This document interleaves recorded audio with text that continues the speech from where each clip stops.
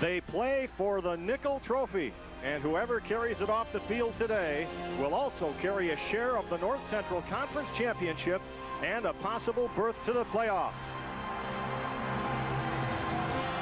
It's been an amazing run for Rocky Hager and the Bison. Decimated by early season injuries, the Bison have turned to a pair of freshmen, quarterback Kevin Feeney and running back Reggie Scott. They lead an offense, scoring more than 30 points a game. On defense, the Bison have been an inspired group, but today against the Sioux, they'll face their biggest test yet.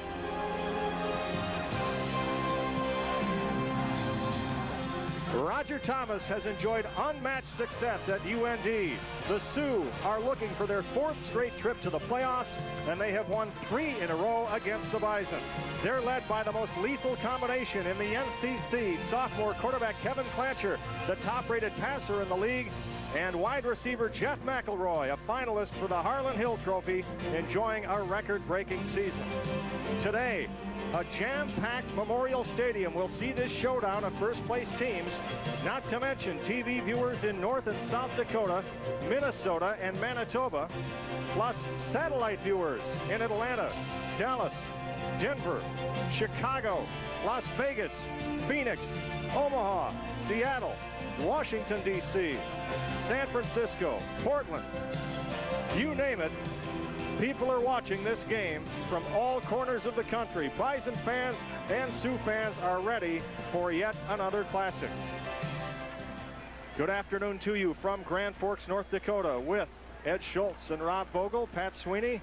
So glad you can be with us for this, yet another UND NDSU game. And for the past 5-6 years, this game has had so much riding on it.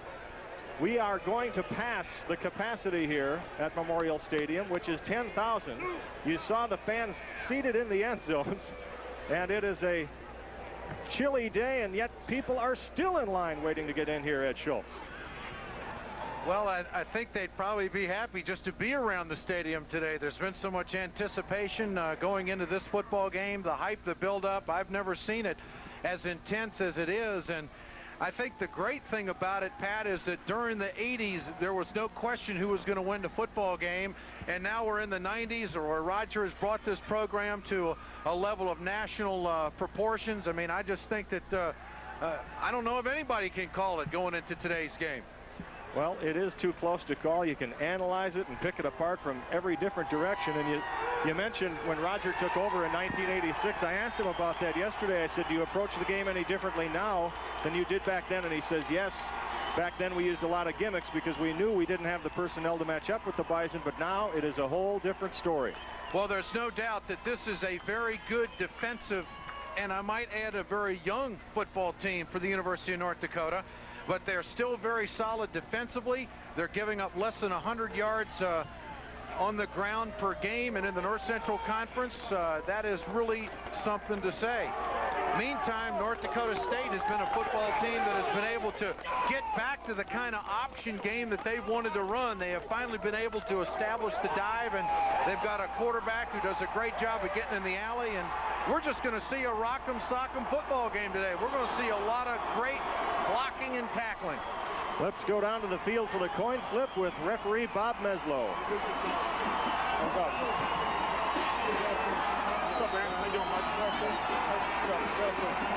going to call it? Eddie's coming towards you. Tails is going away. I'll get you to turn it over. Call heads. Bison came up heads. NDSU has won the toss. Kick, receive, defend, and defend.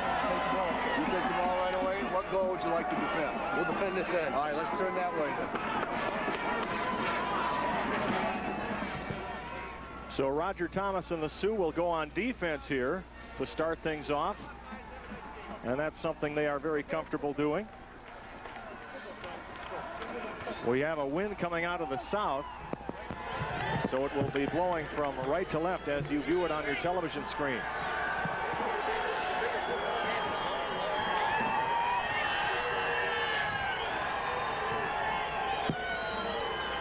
The Sioux football team dedicated this season to the late cornerback Rob Berthiaume. You see the number 25 there on the back of the Sioux helmets. And we understand Rob's parents Wayne and Penny Berthume are watching in the Twin Cities, and we certainly wish them all the best. You know, that has just been a real rallying point for this football team this year, and you can't think of anything more tragic than what that family and this football program's had to go through this year. Rocky Hager hasn't won in this series since 1992. After 12 straight wins over the Sioux, the Bison have dropped 3 in a row.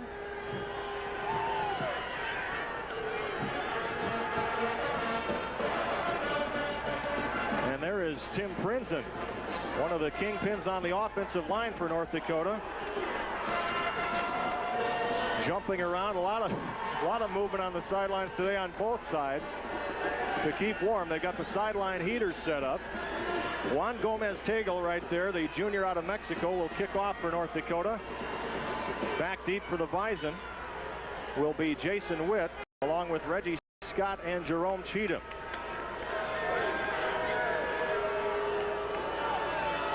So the Bison will start off going into a mild wind.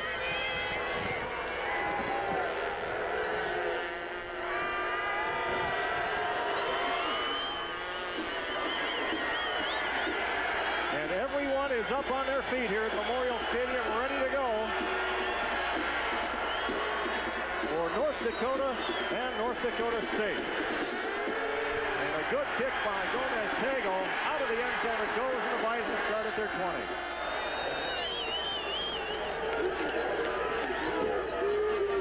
And we will see a battle of Kevins at quarterback today. Kevin Feeney for the Bison, Kevin Plancher for North Dakota. Reggie Scott, this will be the coldest game he's ever played in, the true freshman from Cairo, Georgia. Roller Gidley and Swanson rounding out the backfield. Eric Heismeyer at tight end, and the offensive line headed by Brad Service, one of the top centers in the North Central Conference. And Callahan is starting at the nose for the Sioux. Number 91 in green, and Kevin Feeney already the audible with the crowd noise here, and Feeney decides to keep it, and he's got a hole, and Feeney picks up 5 yards. Chad Eamon, the strong safety, number 17, and Donnie Kaiser, an outside linebacker, among those on the stop. Mark Callahan, as you mentioned, Ed, is in at nose guard. They've got David Hilsheim, number 60, at one defensive end, along with Dwayne L. and Scott Ingram, who will alternate at the other spot. Tim Tibasar taking over as the leader at the linebacker spot, with Mike Mooney graduated, and Cheatham and Eamon at the safeties, and a young set of cornerbacks. In fact, Chris Schwanz is a converted wide receiver. He's making his second straight start. Feeney again trying to battle that crowd noise. On second down, the pitch to Reggie Scott, picks up a good block, and out of bounds he goes. Did he get the first down? It looks like a little short there. Tim Tibasar right there, number 43. You know, one of the big things to watch for today, Pat, is to see how that Sioux secondary plays Feeney on the option. Will they take the free safety and man up on the quarterback and go man in the secondary? And that is going to be a real key, because a lot of times the Sioux like to have the linebackers play dive, in play pitch, safety on quarterback. Let's see how they do it.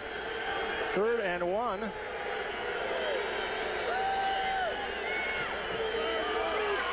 And Feeney is slammed into by David Hilsheim, and he did not get the first down. That Sioux defensive line does a great job of down the line pursuit. They're strong up top, they hand fight you, and there you see Callahan and Hilsheim, just great pursuit down the line of scrimmage. So John Torrance comes in for the first punt of the game. James Cheatham back at his own 40 for North Dakota. And a low sailing kick, and Cheatham will watch this one go, and the Bison down it at North Dakota's 41.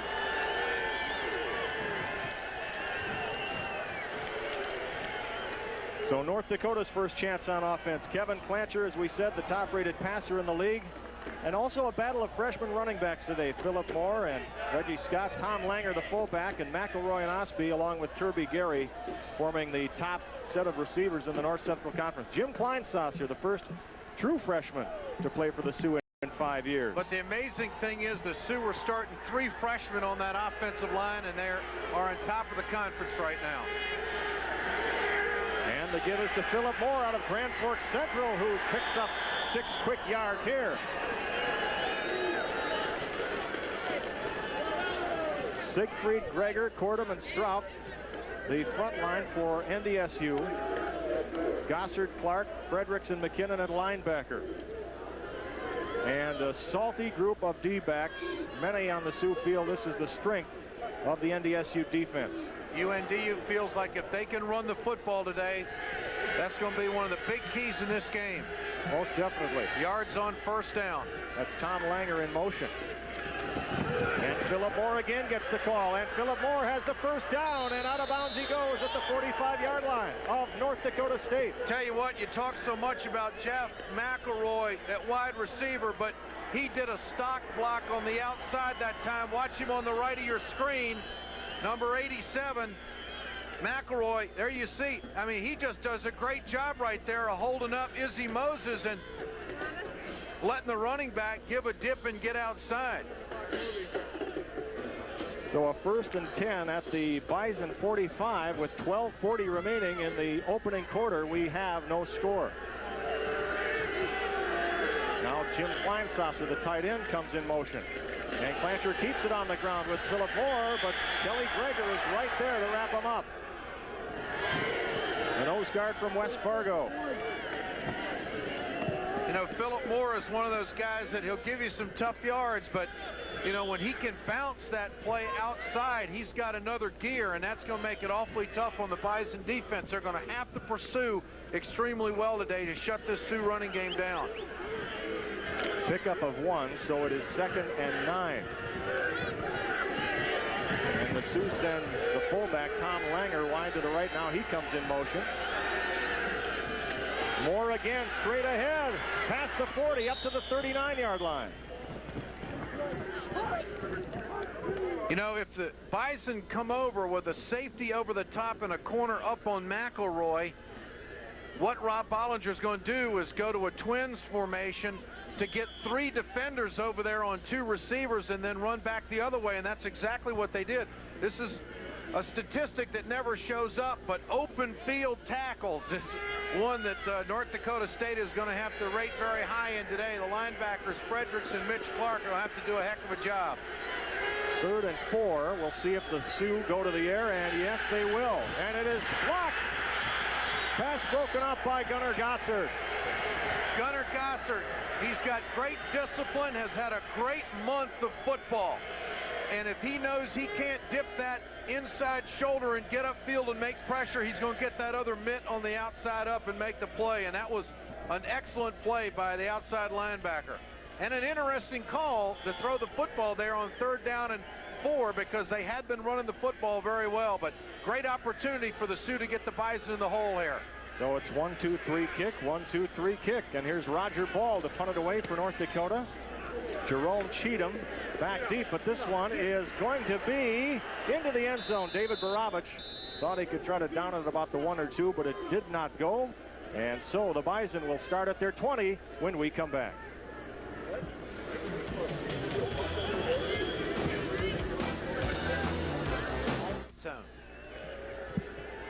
There is the ball, and NDSU for the 2nd time today will start at its 20. Each team going 3 plays and punting on its first possession.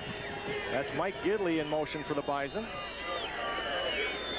And Feeney tries to turn the corner, and he's snowed under there by a host of Sioux led by Jason Mitchell, number 44, the linebacker.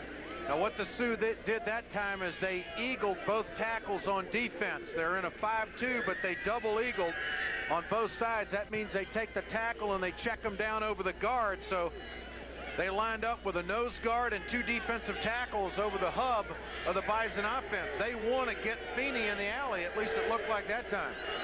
Kelly Arts and Scott Swanson go wide right on 2nd and long, and the pass is broken up, intended for Arts, and the strong safety, Chad Eamon of Burnsville, is there.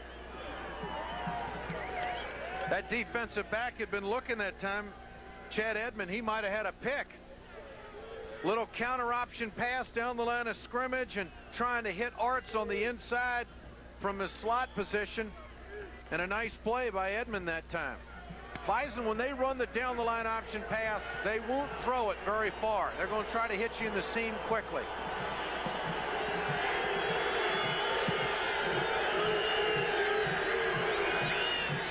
And Feeney looks to the air again, and this one is nowhere near Scott Swanson.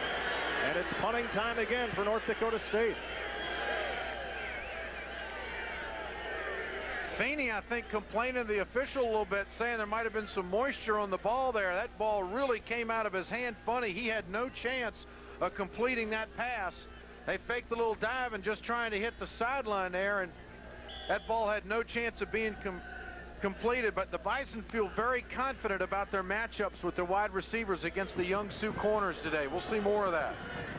Torrance to punt again.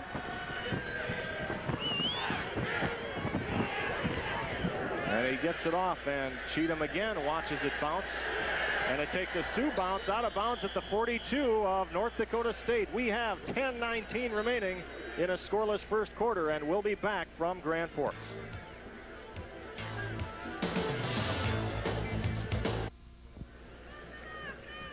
Well, this is great field position for the Sioux, Pat, you know, and with the wind at their back, they got to cash in on this. A big break on that punt, bouncing back to the NDSU 42. And Kevin Clancher and the Sioux go back to work again. And this is Tony Delgado into the game, scrambling ahead for about 3 yards up to the 39 of North Dakota State. I tell you, the up front people of the Bison are going to have to start playing because, you know, that's a strong safety breaking off a coverage on the outside in the flat, coming in to make the tackle on the running back because he read that tackle was getting beaten that time. Delgado from Burnsville, a transfer from Northern Iowa, missed a couple games with a leg injury, but Tony back in the rotation now. 2 receivers wide left for North Dakota. The fullback Langer in motion, and again the give to Tony Delgado. Into the pile he goes. And somehow he keeps chugging away close to a first down. UND is running away from the Twins formation, and I believe there's a flag down on the play on the other side of the pile. You know, average starting a field position, when you start talking about a cold, windy afternoon, the kicking game now comes into play, and Juan Gomez-Tagle has got the decisive advantage over North Dakota State. The penalty was for aiding the runner against UND. That's how Tony Delgado on that pile managed to move forward. Well, what Rob Bollinger's doing is running the football away from the 2 receiver side.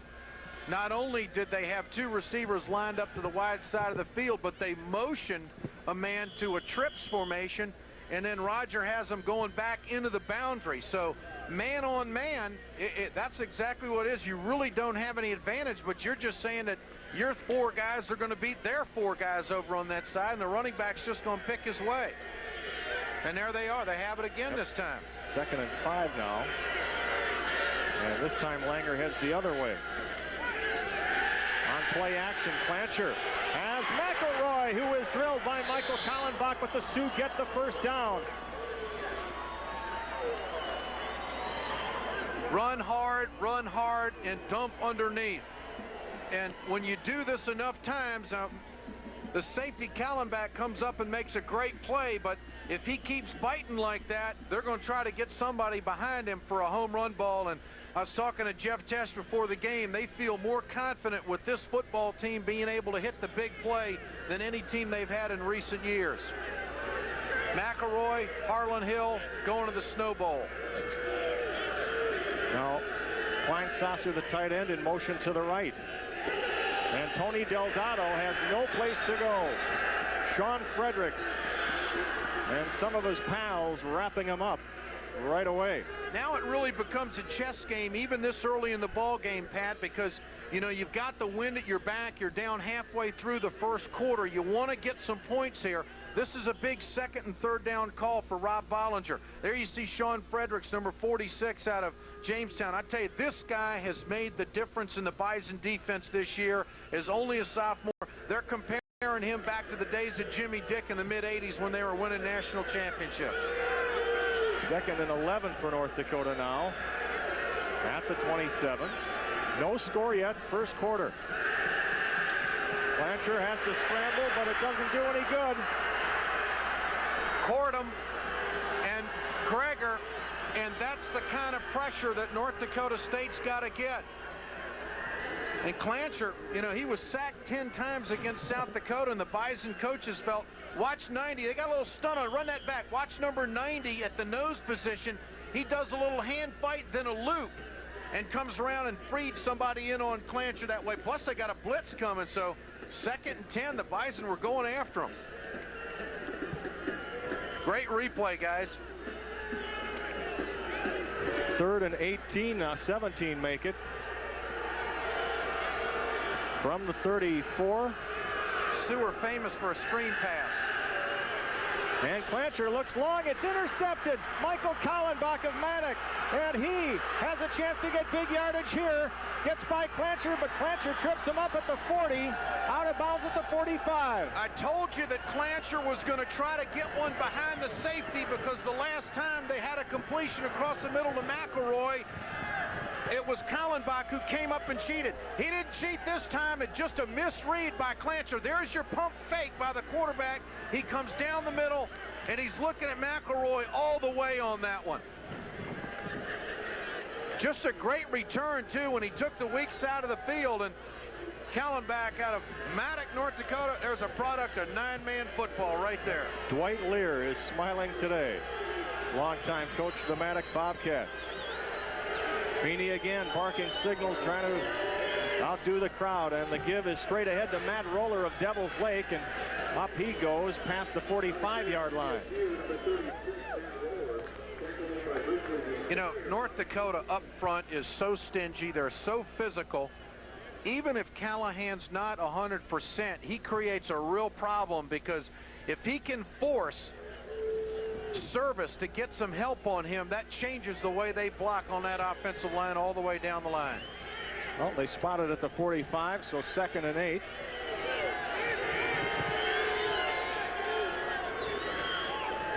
Feeney looks to Reggie Scott, and David Baravich gets the first contact, and Tim Tibesar finishes it off. Bison are too slow getting to the alley. That play's got to develop faster, and that was great defensive end play, what we call a 6 technique. Watch your outside defensive end on the left side. Hillsham gets up the field. He not only takes the quarterback, but he comes up the field and he forces the angle of the play to change, and that helps your pursuit angle for your linebackers. And Tibesar, hey, he's going to pursue better than anybody in the league. Great defense by the Sioux. So back to the 38, 3rd and 15 for NDSU, and Feeney looking to throw. And he's got it complete to Kelly Arts for a first down at the 45 of North Dakota. Little old Antler, North Dakota. They got a lot of geese up there, but they also got some wide receivers, and there's one of them. Kelly Arts, one of the more popular players on the team, and he's the kind of guy on paper doesn't look like much, but he'll beat you. Feeney does a great job of waiting for him to get into the seam behind the corner and underneath the safety right there. The safety, Chris Schwans, the defensive back, didn't get over the top of the play fast enough. From the 45 now with 5 minutes left in a scoreless first quarter. First time that the Bison have been in Sioux territory, and they pick up about 4 here.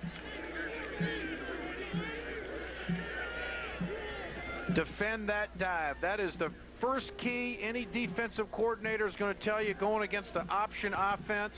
You got to defend the dive, and if North Dakota State can establish that, then they can open up a lot of things to work, because then you get secondary people involved in the coverage, and then that opens up your passing game. 2nd and 6, or a long 5, depending on how you look at it, and Feeney looking at a man free in the secondary. And a double tight end set here. Roller again charges forward and picks up a few more. Up to the 37. Just shy of the 37.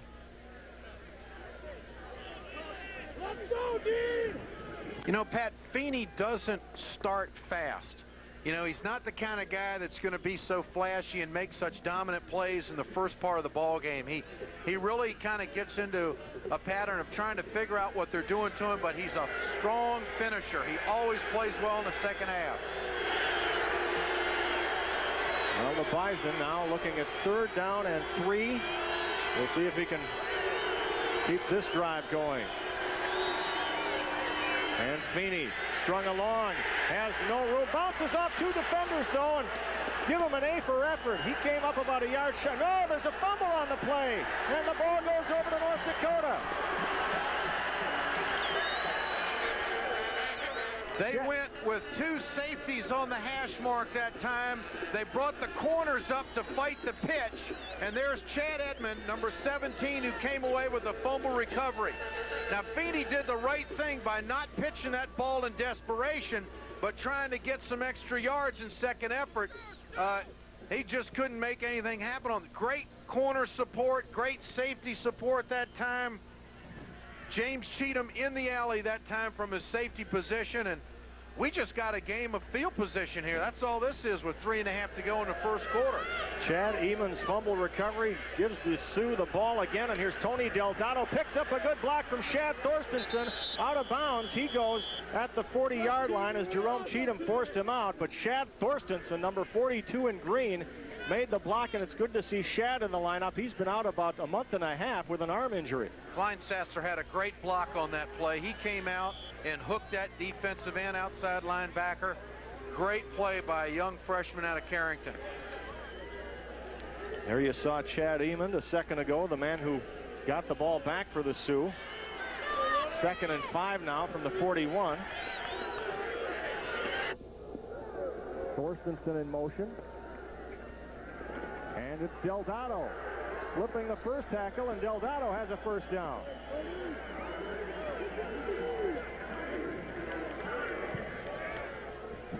Kelly Greger among those in on the stop. There's some pretty zealous fans there. Feeling no pain or cold. Well, maybe they're throwing in a towel on that. You see it all if you're around this series long enough. Isn't that the truth? Now, it's interesting. We haven't seen the Sioux utilize those 2 receivers in that formation. They've always run inside the tackles out of this formation, and there's your counter gap. Oh, and Tony Delgado has a block from Shad Thorstensen and keeps going up to the 40-yard line.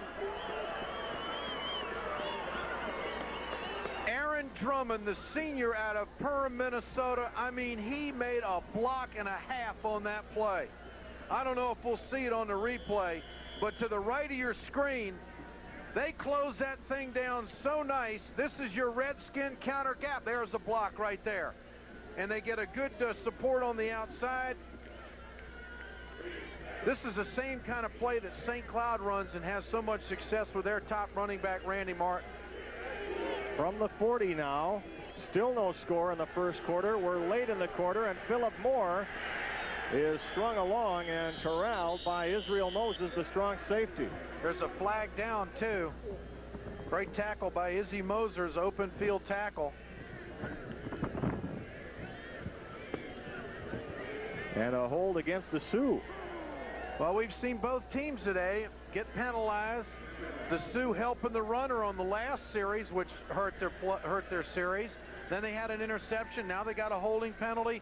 These kinds of things you just can't overcome sometimes when you're playing a good defensive football team. And Roger Thomas can't be too pleased about it. They only had 1 penalty down in Morningside last week. We might add the officials today. We've got a father-son tandem, referee Bob Meslow and his son, the line judge, David Meslow. Mark Larson is the umpire, Don Hockman the back judge, Dwayne Muchler the linesman, and Jim Murray, the field judge. And Bob Meslow's been around this North Central Conference thing about 20 years, and he's done a lot of these Bison Sioux games. And in fact, a lot of the officials around the league really wish they had an opportunity to do this game. It's such a great one. I told Bob they bring in the A team for the A game. Blanchard wants to throw, has plenty of time, but now the heat is on, and Kevin is scrambling up to the 40-yard line, and a big hit there. Boy, that was great coverage by the Bison secondary, but they didn't get any pass rush. They didn't get any pass rush. They had the short out on both sides. Now, Clancher, for a sophomore quarterback, does that pretty well. Looks left, looks right, looks left again, can't find anybody. Great coverage. And finally, he's got to do something. That's just a good quarterback making a good play. And he gets that holding penalty back. Now it's reasonable at 2nd and 10. Sioux have McElroy at the top of your screen there, and Philip Moore back in at running back here, the tailback position. Safety blitz. And the blitz pays off as Sean Fredericks comes in high. And Gunnar Gossard low. Not only that, but they had Leland on the outside, a youngster in this Bison football team. Outside linebacker. They brought him on the left of your screen, and Fredericks comes in as well, and Gossard. Boy, they had a 3-man dog on that one, and both linebackers got to him. Well, they obviously picked something up from that South Dakota tape where the Coyotes sacked Clancher 10 times. But, hey, you got 3 freshmen on the offensive line. You're going to have those growing pains. 3rd and 18 now. On play action, Clancher in trouble again. And he looks for Ted and Jim Klein. No, it was off the hand of Josh Osby. Kleinsasser was right alongside, but Osby could not hang on. Osby's kind of the unsung hero in this Sioux passing game. We talk so much about McElroy, but, you know, Clancher, the thing that's so impressive about him, when he bails out of the pocket, he's still looking downfield. See, now watch him. He could run right here. Especially, go ahead and run the football, but, you know, he's got to do something. It's 3rd and 10, so he takes a chance in the end zone there, and actually not a bad play. But the point I'm making is when he gets out of the pocket, he's still looking to throw the football, and that's what the DBs for the Bison have got to be aware of. Roger Ball back into punt, and a high hanger goes into the end zone. So once again, the Bison start at the 20 with 3 seconds left in the opening quarter. Well, this is really big for North Dakota State that they have stopped the Sioux 3 times with the wind at their back here in the first quarter. We've seen a couple of sacks, we've seen a couple of penalties, and we've seen 2 turnovers, one a pick down on the 5-yard line, and then also a fumble down here at the 30-yard line by Feeney. So both teams are kind of just playing head up right now. Really hadn't been any advantage either way, but this will be the last play of the quarter. And Matt Roller dives into the pile, and that will do it. After 15 minutes, it is North Dakota State nothing, North Dakota nothing. The second quarter is next.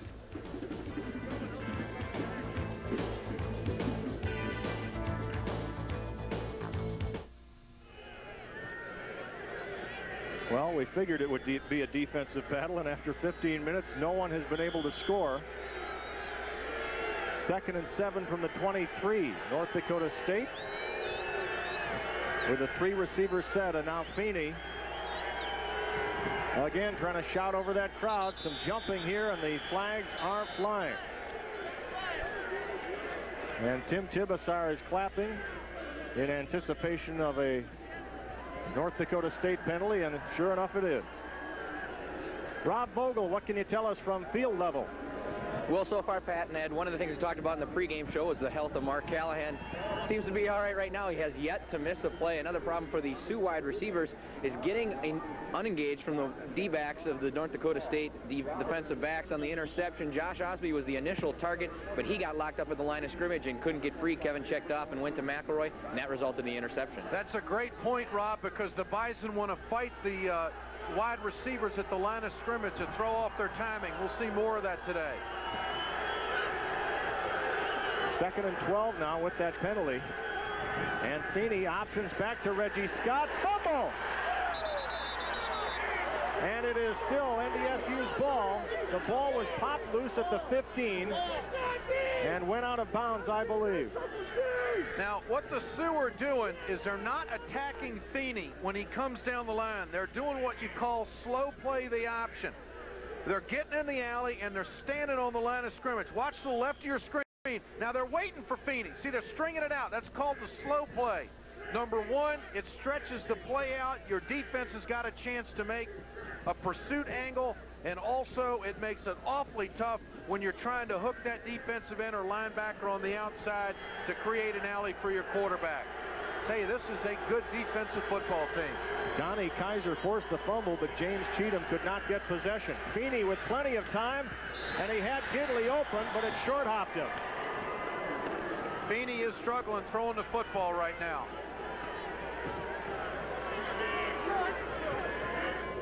The Sioux linebackers, they were ready for that throwback. Feeney likes to roll. They contain him well. He's looking for the throwback roller on the left of your screen.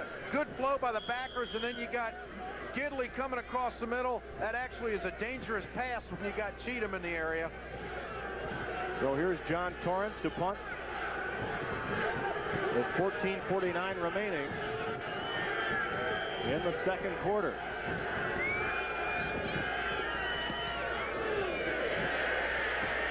This one has Cheatham chasing back, and what a punt for the Bison.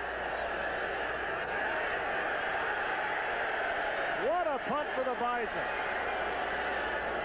The south wind takes it down to the 8-yard line. It's still rolling, and they're not going to. There they go. They down it at the 7. I tell you, John Torrance has been one of the most positive things that's happened to this football team this year.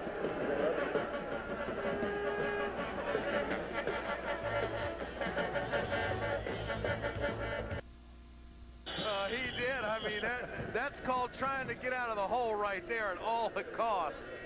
They put a hold on number 8, Izzy Moses. That I tell you what, he's even smiling about it.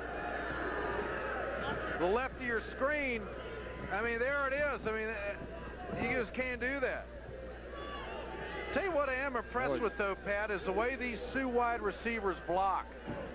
You know, you run that bounce play, you got to have that, and they do it well. Except in that instance when McElroy got caught holding. Now, this is going to be tough for UND now. Not only are they going to have to throw the ball against the wind, but they got to punt against it. And so now they really got to stay pretty basic and just get some yards out here and get a first down. Holding penalty moves it back to the 4 now. And Philip Moore again. And Tim Jacobson, the senior from Dickinson, makes the stop. Senior cornerback Greg Lotus. Tell you what a block he just made. I mean, he's that big guy from Thunder Bay, Ontario, 6'5", 320. He came and folded around on that play and just took on Fredericks, the linebacker. Now it's 2nd down and 8 from the 9. Still no score. Blanchard looks for Ostby, has him at the 15, tried to scramble away and could not, and a penalty flag is thrown there. And normally it's going to be on North Dakota State after the play like that. Gosh, it is a face mask. You know, you just don't want to let him out of the hole like that, but nice call by Rob Bollinger. Throwing to the weak side, just looking for a short out. It's either going to be complete or Clancher's instructed to throw it out of bounds. They're working on Jacobson, a pretty good defensive back. He's one of the other Bison players going to the Snow Bowl this year, and we talked earlier about Ostby, how he's kind of the unsung hero in this Bison or in this Sioux passing game. You know, he's a great possession receiver, and they hit him underneath nicely that time. Well, he had the long streak. I think it was 7 or 8 games in a row with a touchdown last year, and he didn't get his first touchdown catch of this year until last week. Number 7, Philip Moore, up to the 30, and Kelly Greger, the nose guard, hauls him down. That was almost a disaster for the Bison. Jeff McKinnon, the outside linebacker, overran that play. And tell you, know, if Philip Moore would be a little bit more patient with that, the way that Bison defense is flowing. I mean, a cutback against the grain may be the way that play is going to go. I've seen it a couple times where there's a little alley. If he just comes across the line of scrimmage and looks to cut that thing back, he may have a big play. Can you imagine how excited Philip Moore is today, though? His first Sioux Bison game in his hometown here, and here he is again. Bounces off the pile and gets up to the 37-yard line, and that is a first down. See, the thing that makes that play so effective is your running back is so deep.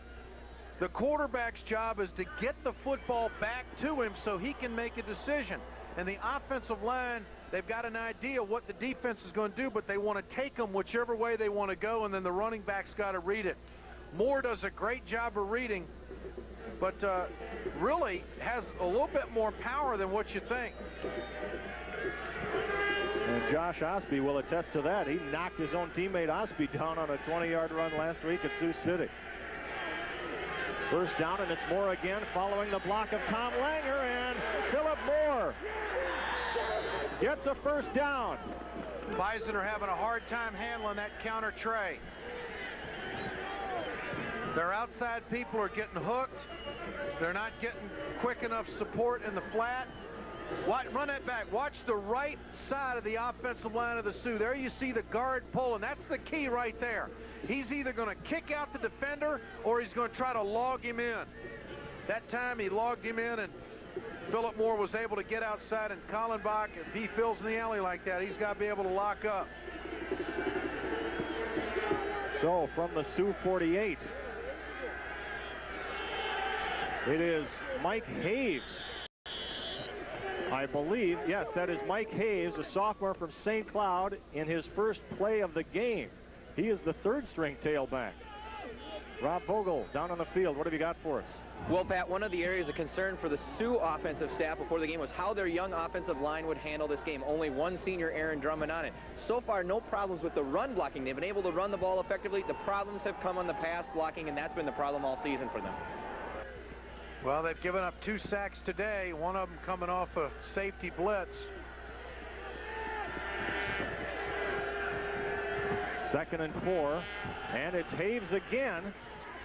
Krager gets him around the knees. Roger not afraid to go to the third-string tailback today. He wants to keep everybody fresh, I guess, rotating Moore, Delgado, and Haves. Well, and sometimes the way the play, that stretch play and that counter gap is breaking, sometimes the style of one running back fits that play a little bit better, and you like to have the right kind of guy in there. Third down and a yard here. Now, this is a big play here for the Sioux. And Philip Moore checks in. Mike Haves will have to check out. They've got 7 seconds on the play clock. 9:50 to go first half, no score. Oh, Moore gets nothing. McKinnon, the outside linebacker, he shot the gap, came up, made the play. Kevin Donnelly, defensive coordinator, he likes to gamble in situations like that. He'll man up in the secondary and say, beat us up front.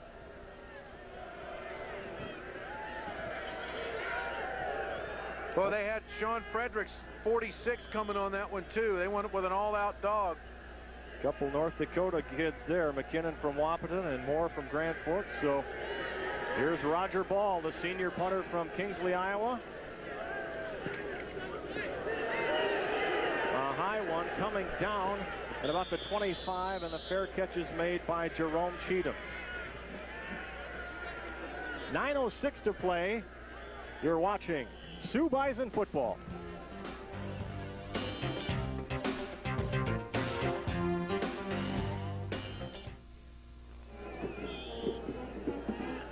And the defensive struggle goes on. 0-0, and the Bison have it at their own 25.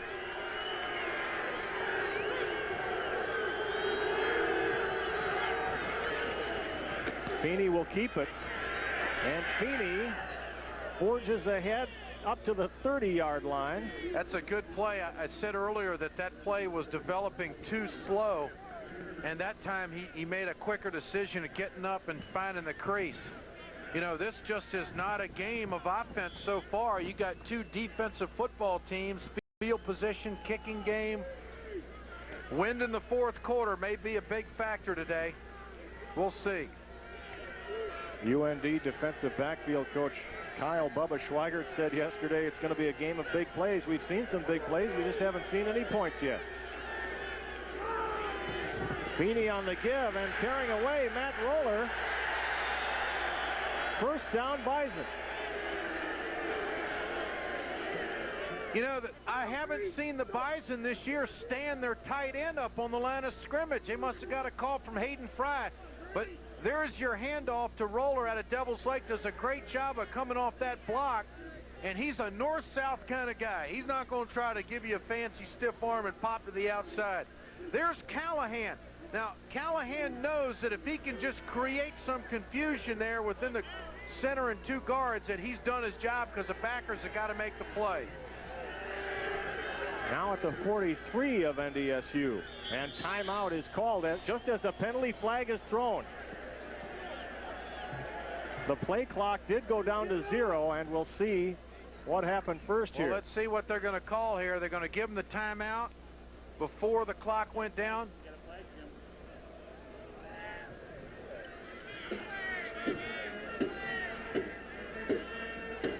They will give them the timeout. So we'll take timeout with 7:53 to go.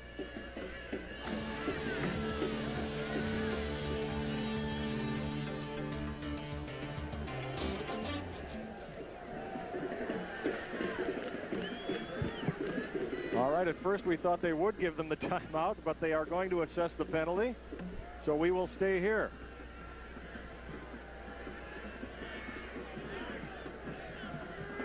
All right, one of the officials told our sideline crew that the timeout would be granted, but that is not the case. So we're back here now, 1st and 15. Just shy of the 39. Feeney on play action, has the receiver open. That is Swanson, and he is forced out of bounds at the 48. He had the tight end open down the middle also, but you know, you might look open, but you got Cheatham there who can cover a lot of ground. Now, you got to be very careful throwing that dive pass back to the tight end, because he can cover so much ground and also reads very well the quarterback's eyes. Kevin Feeney out of Bismarck High. His brother Steve, as we said earlier, a UND defensive back from 87 to 90. That safety's playing 14 yards deep. And Feeney keeps, and Jason Ziegler and Dwayne L. swarm in on him.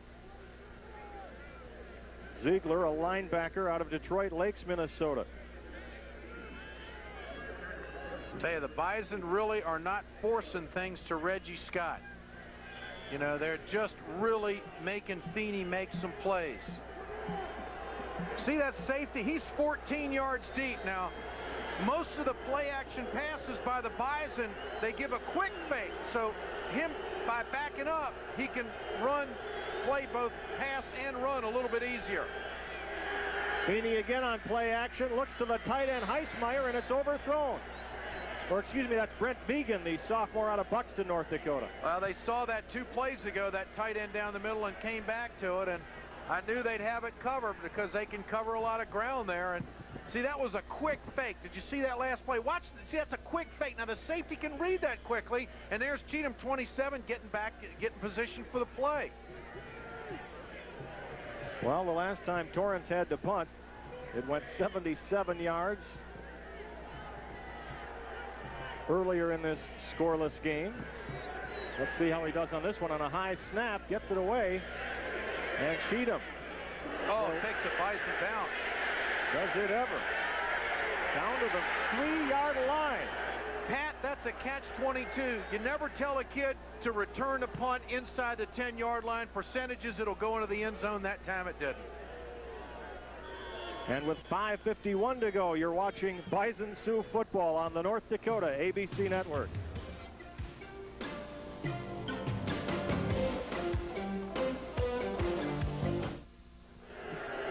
UND from its own 3. And leaping over the pile is Tony Delgado. What a big gain on first down, and the Sioux get out of another hole. No dilly-dallying around. Going north-south right off the blast play. Now they've run the stretch play a lot, trying to get outside the tackle. That time, nothing fancy. Straight ahead blocking, going right up the middle. Great call. Well, UND earlier this quarter started at its own 7, got out of that jam, starting at its own 3. Now they're up to the 22 already. Fullback Shad Thorstensen in motion.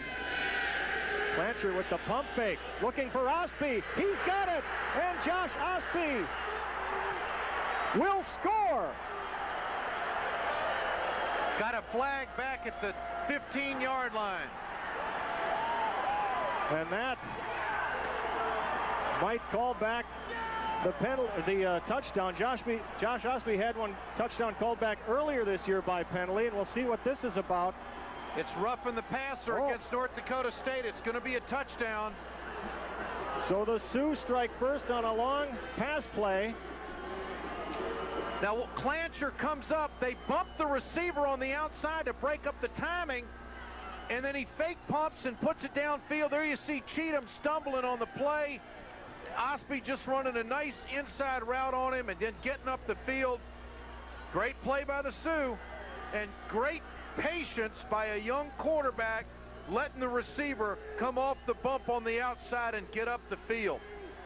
A 78-yard touchdown pass. Kevin Clancher of Stillwater, Minnesota, to Josh Osby of Hudson, Wisconsin. The St. Croix Valley connection clicks for the Sioux right there, and it's 6-0.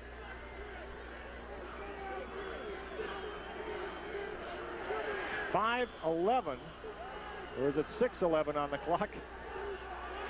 6:11. Juan Gomez-Tagle to try the point after. Kirby Gary will hold.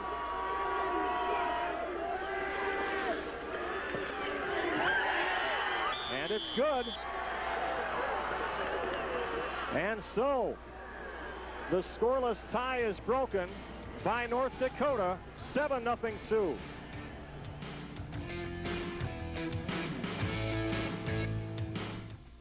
Well, in a game like this, mistakes become magnified, and just one slip up there by Cheatham sent Osby home free. Well, also, Michael Collenbach, the free safety, bit on the inside receiver. That was just a well-thrown ball. He put that where it had to be, on the outside shoulder, gave him a little fake pump on the inside and just put it over the outside. That was just a great throw and catch. Let's go down the field to Rob Vogel. Rob?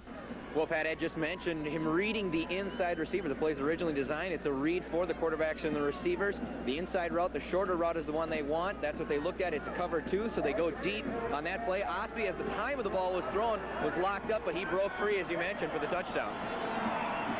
And a penalty on that point after touchdown allows UND to kick off from the 50. And Gomez-Tagle with a high hanger. Down it comes inside the 10. And Jason Witt is enveloped by a swarm of green. Well, when you got a high kick like that, it gives your team a chance to get down and get great coverage, and that's exactly what they did. Mike Manasseh, number 46, making the tackle. Well, so far, we have not seen North Dakota State be very successful against this option scheme against North Dakota State, and there's a lot of jawing going on in the pile today. You're going to hear a lot of that. It must be the Bison Sioux week, huh? 7-0 Sioux, 1st and 10 Bison at their own 15. And Feeney keeps on the option. Good yardage for Feeney. First down, he's still going. And Eric Gunderson forces him out of bounds. They caught him in man-free coverage, and so Feeney quickly audibled to a straight down-the-line option with no fake that time, and they utilized the running back as a blocker. Watch the right of your screen. See Roller going out as a blocker? That's just a straight down-the-line option. And he finds the alley and does a great job of just getting enough of Tibesar so Feeney can break it for a good gain. Great call. They had to go to 3 wide receivers to find that alley. Up to the 44-yard line, and the Bison get out of their deep field position hole. Matt Roller can't find any room there. That was an unbalanced line formation that time, and they've been able to get the dive real well, but, you know, that's what Callahan does the best. You know, he gets in there and just creates some confusion with that center and guard, and if you can't move that guy, it's awfully hard to get to the linebackers. And it's Dwayne L., I believe, number 81 out of Regina, Saskatchewan. Yep. Defensive end who's been splitting time with Scott Ingram. So second and a long 9, and Feeney has the receiver Scott Swanson open, but it will be short of a first down. Well, that's where the Bison feel that they really have an advantage today, picking on the young corner out of Detroit Lakes, Eric Gunderson. Played for Rick Mankey, comes from a great football program and a great tradition, but he is the inexperienced player on there as opposed to some of the other wide receivers that North Dakota State has. Now, this is going to be 4-down territory for the Bison. Outside of that long touchdown, they played pretty good defense. I'm sure Rocky's thinking 4 downs here.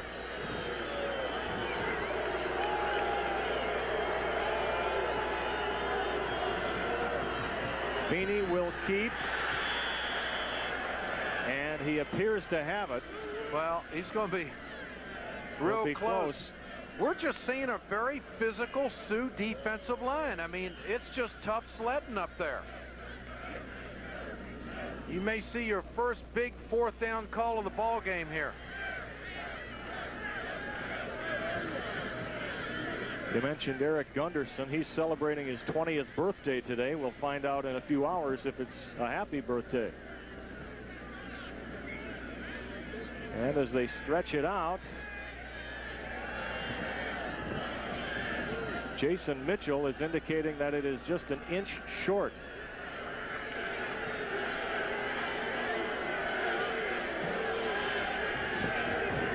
Well, I'm sure Rocky's going to go for it. Boy, 4th down is their play.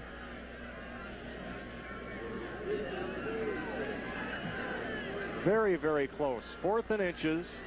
5:02 remaining first half. 7-0. Sioux leading the Bison.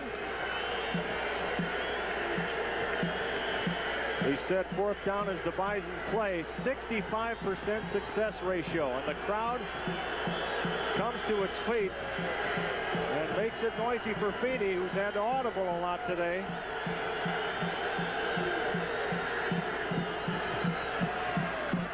Feeney heads outside, has the first down, now pitches to Reggie Scott. And Scott with his biggest gain of the day, inside the 30. Reggie's cold. In warm weather, he'd have been gone on that one. He was running stiff. That should have been a Bison touchdown. Scott should have been able to cut back and make a big play out of that. And actually, Feeney playing with fire a little bit. He wants more than a first down. He sees the linebacker not being able to scrape. There's Cheatham, 27, in the alley, taking quarterback. And Reggie should have been able to cut this one back. But, you know, when you're cold and you don't get the ball and you're not used to these elements, it does make a difference. So far, I think he's played awfully well in these conditions. What did he tell you earlier this week? The coldest game he ever played was Mankato? At 42 degrees. Not quite Cairo, Georgia. The pass to Swanson is broken up by cornerback Eric Gunderson. Well, that was almost a disaster because you had your outside linebacker, David Baravich, coming down the line. He almost hit Feeney from behind that time. That's what happened against South Dakota last week. Gave the Coyotes a short field. They only had to go 33 yards and 7 plays for a touchdown. Bison won at 14-7, but they hit Feeney from behind and got the turnover and deep in the territory. 4:39 to go first half. 2nd and 10 from the 29. Sioux look like they want to zone this three wide receiver formation.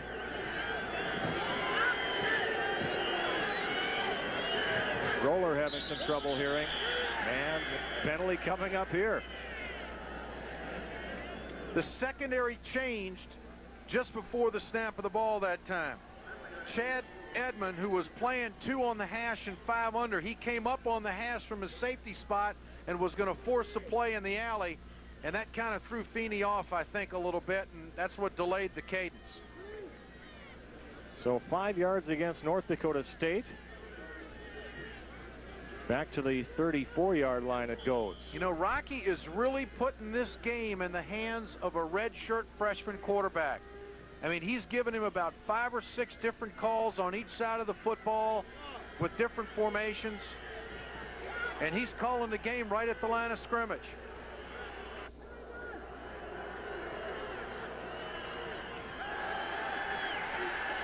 Feeney with time. Oh, it's through the hands of Mike Gidley.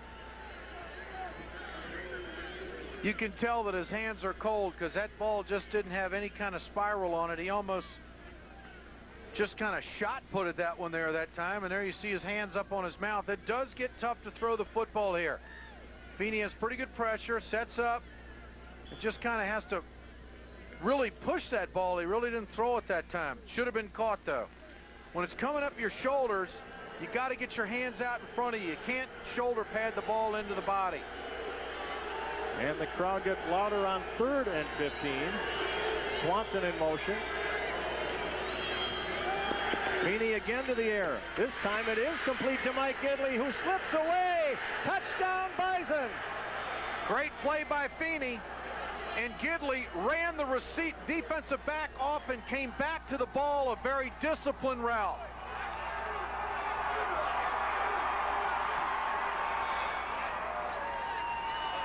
What a confidence builder for a young quarterback to come back and make a play after a couple of balls that weren't very well thrown. But there you see they're faking to Reggie strong side, and they're coming back and just hitting a short hook pattern. He ran the defensive back off and then came back and turned well to the inside. John Marma's extra point is just good. And it's always time for a cardiologist when the Bison try an extra point. Now Gidley does a great job on this. Here he is in isolation on our camera. He drives the defender off thinking deep, and they're going to give him a cushion. And Feeney throws to a spot on the turf, and then he turns it back to the inside. Safety should have been there to give the corner some help. That was not the corner's fault that time, and Gidley knew exactly what had happened. Great play by North Dakota State. Here it is again. He's thrown to a spot on the field. That safety should have been there. Cheatham should have made the play that time. He didn't break down and get the open field tackle. And keep in mind, Gidley used to be a quarterback. He's pretty good running the football, too. Got a few of those in the game today. Kirby Gary, also a former quarterback, a Sioux receiver, but that is Feeney's 5th touchdown pass of the year and the 3rd touchdown reception for Gidley. I know the defensive coordinator, Dale Lennon's got to be kicking himself. I mean, that was 3rd down and 15 to allow something like that to happen. You got a safety over the top. It's a 2-on-1 situation. It should not have happened. But it did. Great execution by the Bison. 7 apiece now with 4:24 remaining, 2nd quarter. Kyle Kelly kicks off. James Cheatham in the end zone. Downs it. And so UND will start at its 20, the best field position they've had to start with for a while. It's interesting that we got a defense, North Dakota, that does very well against the rush. The Bison have got to go to the passing game. The Sioux have got to go to the passing game to get points on the board today. 2 long touchdown passes. Clancher 78 yards to Osby. Feeney 34 yards to Gidley. Secondary coverage is so critical in a football game like this. Sioux continue to go with that formation. They're not changing much. There's your counter gap. Philip Moore. Oh, big block. He should have a big gain here. I'm sorry I'm jumping on you, Pat. I get so excited when I see a good block, you know, because it's hard on that outside linebacker when he sees those 2 big guys coming at him, because if one of them can hook him or influence him to the outside, that running back reads it right, and there's nobody home. Don't worry about that. Who doesn't get excited on this game? 5-yard pickup.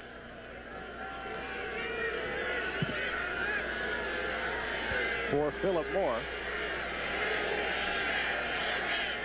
And the fullback Langer in motion. And they fake the pitch, and Clancher regains his footing and just scrambles to make something of it. Gunnar Gossard upset with himself. He thought he had a freebie sack back there that time, but, you know, Clancher does a great job. He's got great mobility. And, you know, I was watching Clancher this week. You know what he's got? I don't know what his 40 time is. He's got great feet. Yes. Look at that balance. And you'll notice, folks, when he throws the football, we'll show you later on some of the replays, his feet are underneath him. He's not leaning one side or the other or leaning back. Somebody taught this kid at a young age how to throw the football fundamentally. 3rd and 2. The Sioux 31% on third down conversions. They bring in the double tight end set. And the pitch to Philip Moore. He's got the first down. UND's first third down conversion of this game. Well, they've hurt themselves with a couple of penalties in that first quarter. And North Dakota State has done a pretty good job today defensively. Both teams have actually given up just one big play, both sides.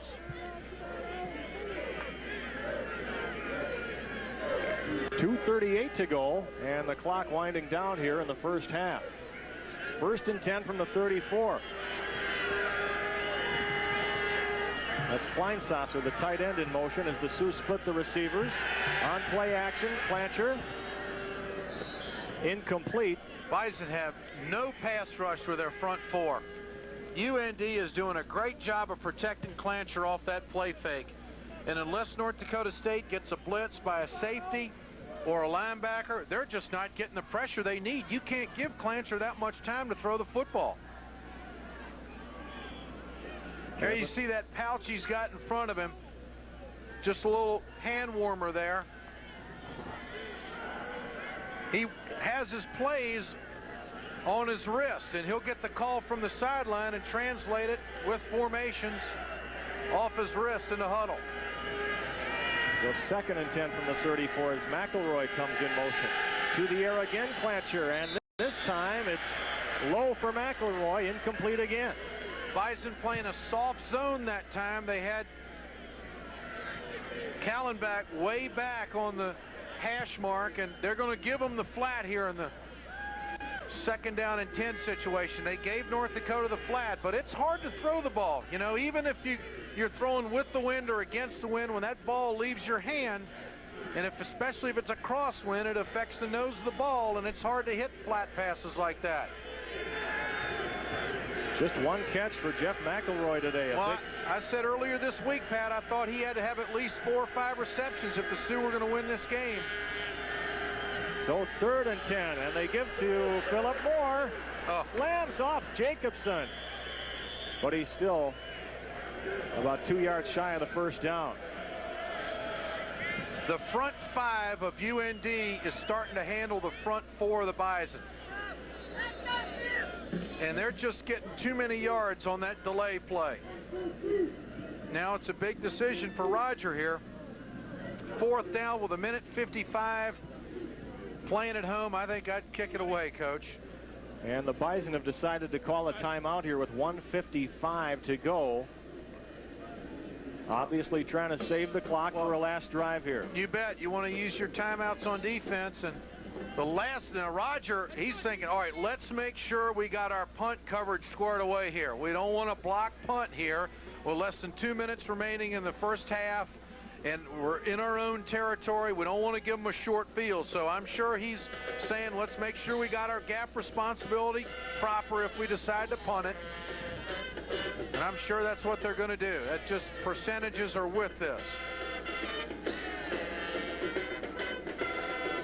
Have the Sioux faked a punt this year? I don't recall one. I don't think they have. I don't recall one. I'm trying to think back, and I can't think of one. North Dakota State faked one last week. It got called back with an eligible receiver downfield, but Roger Ball out of Kingsley, Iowa, see if he gets rid of it. And Roger with a low spinning kick, and not a good one.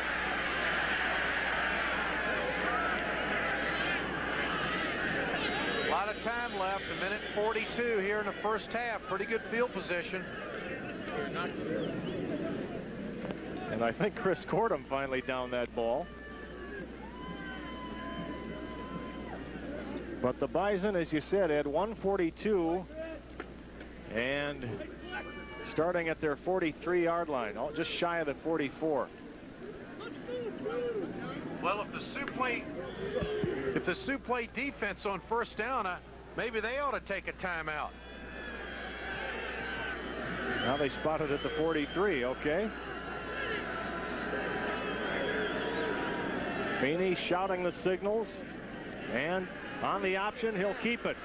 And he is upended by the strong safety, Chad Eamon, but a good gain on first down.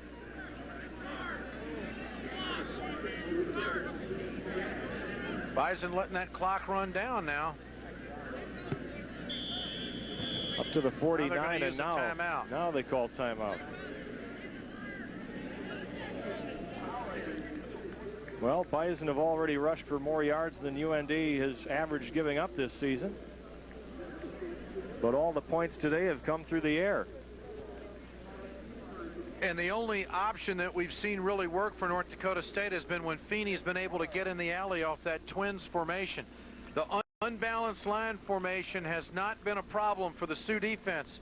But I tell you what, the guy who's really playing an excellent game so far is Jason Ziegler, the outside linebacker out of Detroit Lakes. I mean, he's given a good read and slow play in that option and giving his secondary an opportunity to get over the top of the ball and make a play. There you see him a moment ago working on Feeney's helmet. You know, they may be putting a soft shell on his head right now. He played with that last week against the Coyotes. It doesn't look like he's got it on right now. He doesn't like wearing it. Took a concussion a couple of weeks ago, and I can't tell whether he's got it on or not there. No, okay, he doesn't. Does not. Just can't ask for much more out of a young freshman quarterback. Dad is a high school coach in Bismarck, been very successful, and he plays like a coach's son, too.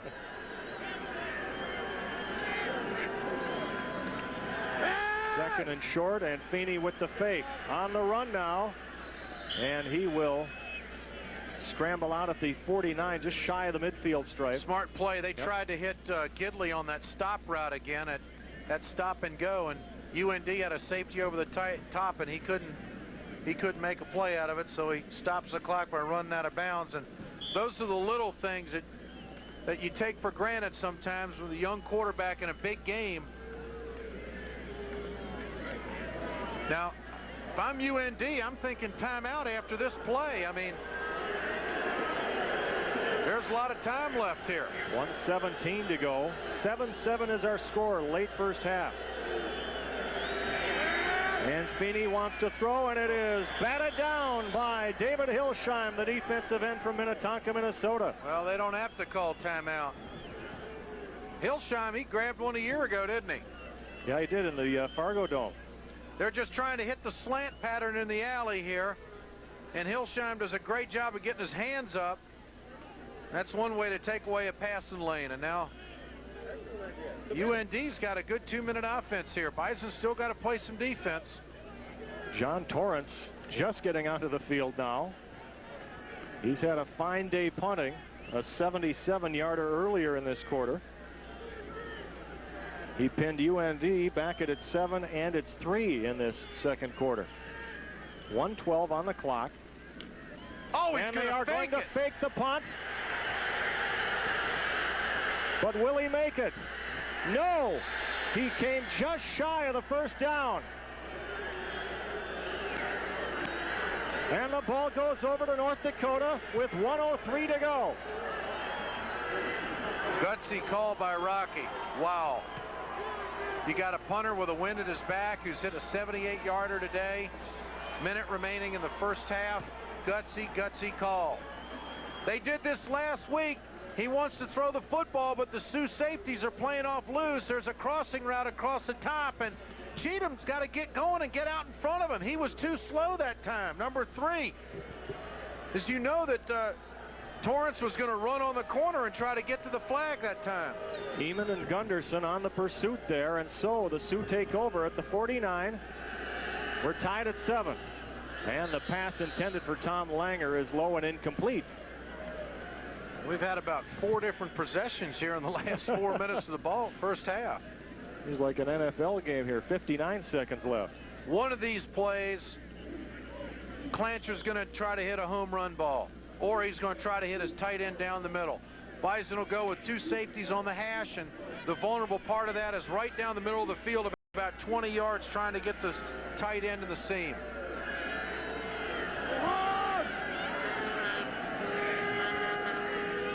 And there it is. And Clancher to McElroy, and it's short again.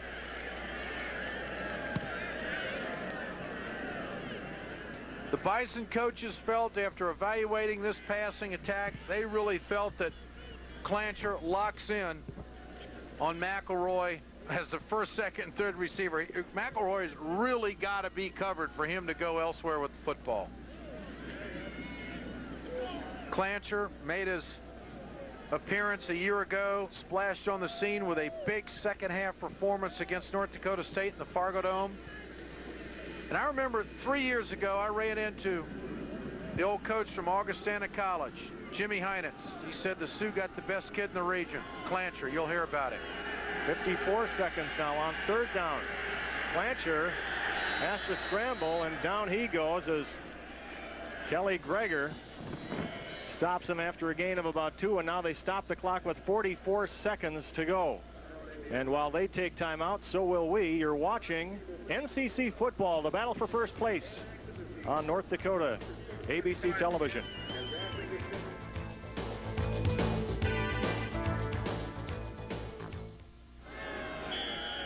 Back to action, 4th and 7. The Sioux will punt with 44 seconds to go. Roger Ball gets it, and he almost faked it there, taking a couple of steps. Takes a Sioux roll, and they down it at the 23-yard line. So North Dakota State takes over with 35 seconds left. Just shy of the 24. You know, Pat, this really resembles last year's playoff game here in Grand Forks, where the Sioux won that football game 14-7. We've seen the last 6 quarters of football really take a real pattern of kicking game, field position, turnovers, and a big play here or there characterizing this series. It has been anything but wide open the last 2 meetings. Only thing missing this year is the snow falling. Feeney on the give to Reggie Scott, and he's dancing away for a first down and more. Reggie Scott down the sideline, out of bounds at the 42-yard line. You know, but Reggie just doesn't look very fast today. I mean, I've watched him all year long. I mean, here's a great read. He runs a little bit high. There's a great hop and cutting it back. He's got tremendous power for an 18-year-old kid. He's going to be around for 3 more years. They're just not going to get him out of the lineup. He has really given them a tremendous dimension of being able to go inside and outside.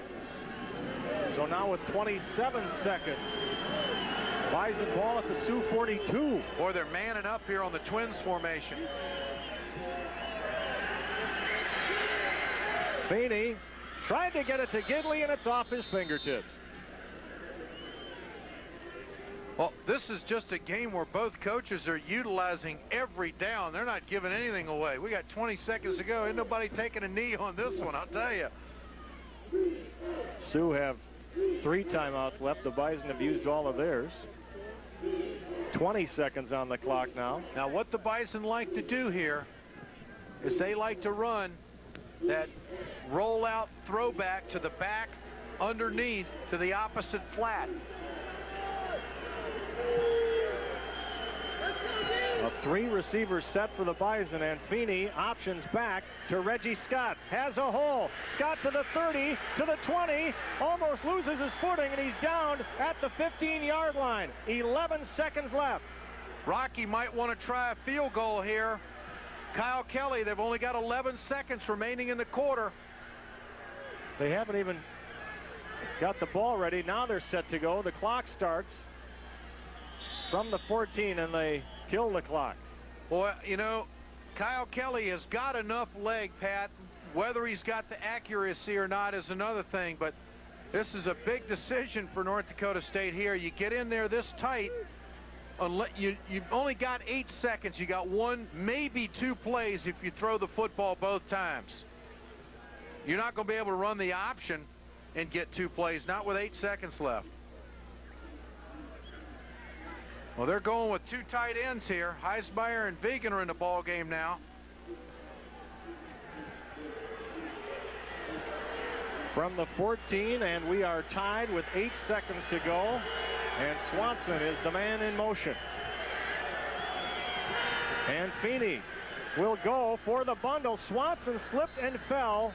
Incomplete. There is no interference. He slipped and fell just at about the 2-yard line. 2 seconds to go, and they're going to try a field goal. And this is almost unprecedented for North Dakota State. They've only tried, I believe, 3, I think. 3 this year. Kyle Kelly is 1 of 3. And that was only a 20-yarder. And they're going to try it with Marma. And this will be Marma's first. Who's 3 for 3 on extra points, but has yet to attempt a field goal this year. So this will be a 31-yarder. Mike Gidley to hold. And a bad kick goes wide. No field goal. Half end. 7-7.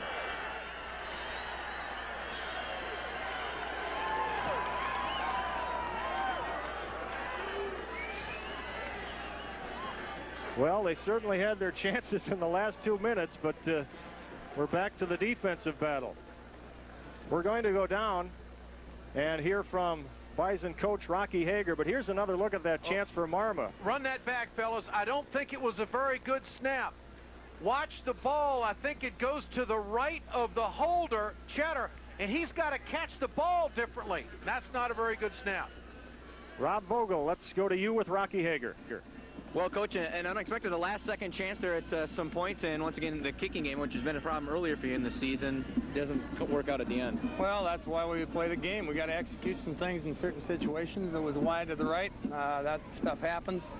Heck, we've had a pretty good contest thus far. I think that we have a chance to put ourselves in a position to be successful in the second half. We'll have to execute a little better on offense, hustle the line of scrimmage a little better. You know, if we don't stumble and fall on the one pass, I think the ball game's still pretty darn tight. Surprised at all by the fact that all week long both teams talked about the running game being the key to success, and both touchdowns come off of big pass plays? No, it's one of those things where you got to concentrate like crazy to take away the run. Big plays coming fast, and you got to be able to defend all of it, and that's something that we just got to be able to take care of. It's one of those deals where we came up with one, they came up with one. Hopefully we can come up with one more than they can. All right, thanks so much, Coach. Good luck in the second half. Thanks. Let's go back upstairs. Well, that's it in a nutshell. You got to come up with one more than the other team. 7-7 is our halftime score. Clancher, a 78-yard touchdown pass to Osby with 6:11 to play. And Feeney on 3rd and 15 with a 34-yard touchdown pass to Gidley to tie it at 7. We'll be back with our halftime show right after this. You are watching NCC football on the North Dakota ABC network.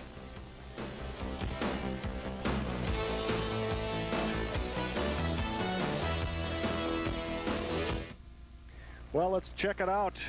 Just 2 touchdowns in the first half, 1 for each team, and each through the air. Kevin Clancher got UND on the board at the 6:11 mark of the second quarter with a 78-yard bomb to Josh Osby. Ed?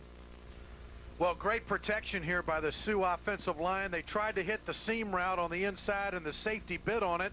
And after they had bumped the wide receiver on the outside, nice job by Osby by regaining his composure and keeping a move downfield. The defensive back slipped. Clancher read it properly off the pump fake and got the touchdown. Then on 3rd and 15, just about 2 minutes later, it's Feeney to Mike Gidley. Well, this is a stop route on the outside, and a great play by Gidley. Not only did he drive the defensive back off, he came back, caught the football, and then turned to the inside, forced a defensive back to miss the tackle, and came in for the score. Well, we're even on the scoreboard, and we are pretty much even statistically. As expected, NDSU with the edge in rushing and the Sioux with the edge in passing, but only 4 yards difference in total offense. Kicking game, time of possession in favor of UND. I mean, that's a statistic that really can play itself out in a close ball game to be a big advantage if you can hang on to the football like that. Both teams with the turnover really didn't factor in the scoring. But one thing to keep in mind, Pat, is that the University of North Dakota is a great third quarter football team. They have outscored their opponents in the third quarter this year by more than 70 points. So a great second half and a great start by the Sioux has really helped this football team this year, and they're going to have the wind and the football to start the second half. Got a chance to see Sean Greenwald there, a backup QB for the Sioux out of Moorhead High. And some of the other individual numbers rushing, Delgado 52 yards more, 60. And Reggie Scott with 86 well, for the Bison. It's a real quiet 86 yards. I think a majority of it came in the last 2 minutes of the first half. But UND has done an excellent job of containing Reggie Scott consistently. I mean, he's had 2 big runs that accounted for that 86 yards. His longest was 34 in that first half. Well, Kyle Kelly, the junior out of Fargo South, will kick it off. James Cheatham back deep for North Dakota.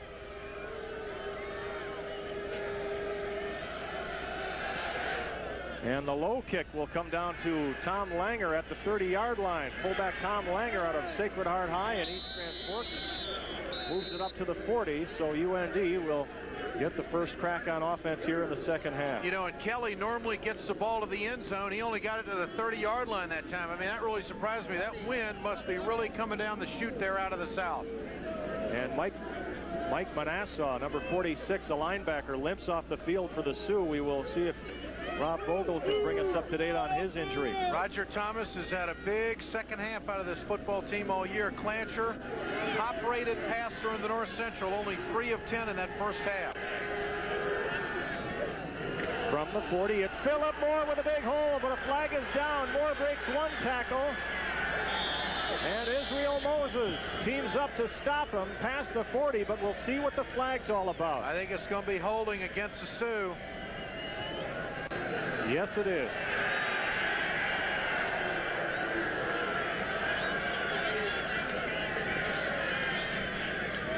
You know, the center is just doing a great job on the nose guard, Kelly there in the right guard. I mean, North Dakota State has got to do a better job up front of defending the run with their 4 up front people.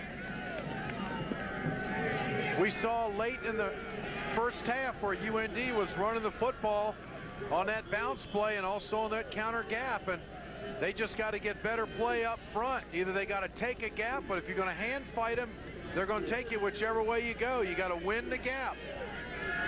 So that penalty pushes it back to the 32.5-yard line. 14:29 remaining third quarter, 7-7. Sioux and Bison. Moore tries it again, breaks another tackle, but he is upended by inside linebacker Mitch Clark from Wisconsin Rapids. Missed tackle by Aaron Siegfried. Those will cost you. Siegfried, the senior out of Goodwin, South Dakota, he had an opportunity for a play for lost yardage and just didn't wrap up on the running back. That's been pretty characteristic of the Sioux offense over the years. They've always had a running back that can beat the first man. So it's second down now and 15 from the 35. Ostby and McElroy out to the right side.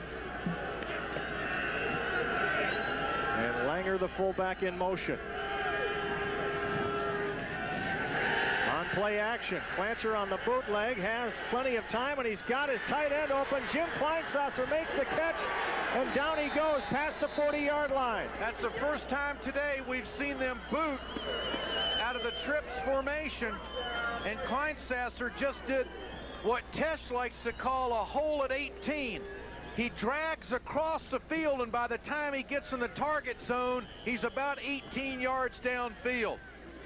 And familiar route. And you notice Jim with the big wrap on his left thumb. He was injured at South Dakota 2 weeks ago, but he did play last week against Morningside, and that's the first pass he's caught in several games. First true freshman to play for the Sioux since Chad Holder, who's now a graduate assistant coach for UND. First and 10 at the 39. Clancher again with time. Boy, oh, and it's in and out of the hands of Philip Moore, who takes a shot after the play.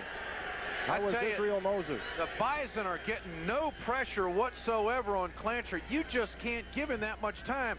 They wanted to go to McElroy down on the wide side of the field. He ran a deep slant route, but the linebacker blitz got underneath it, and that's when Clancher looked him off. Watch Clancher look to his left, makes a fake, looking left. The linebacker drop on the right side of your screen. Run that back, guys. You can see 46 get underneath it, and he's got to take his next receiver, and that is Moore underneath and couldn't make the catch on the ball. 2nd and 10 from the 39. Langer in motion again.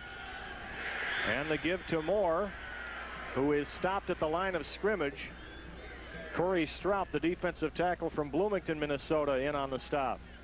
And Chris Cordum from St. Michael, the defensive tackle. That's a big 3rd down call here for Rob Bollinger.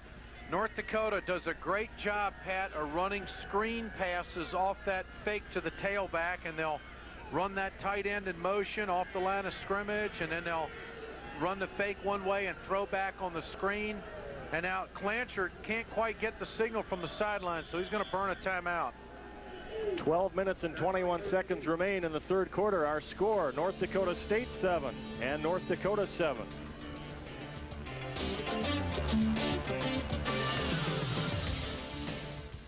There was no free safety there either. No, and somebody had Kevin around the ankles, and that might have thrown it off too. Well, McElroy's thinking, gosh, I had him beat. He ran a post pattern, gave him a good fake to the outside and break inside. That could have been 6 for the Sioux. Jerome Cheatham back to receive the punt from Roger Ball. With 12:14 to go, 3rd quarter, a high angling kick.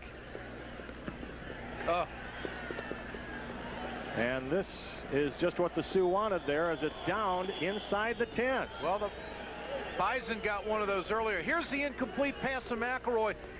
Now, Jacobson, I wonder if he knows he doesn't have any safety help, because he lets McElroy get to the inside. There's your fake pump. And if he had just had a little bit more time to throw the football, that could have been a touchdown for UND. Jeff McKinnon wrapping him up around the feet, and now the ball goes over to the Bison from their own 8-9 yard line. And again, Feeney.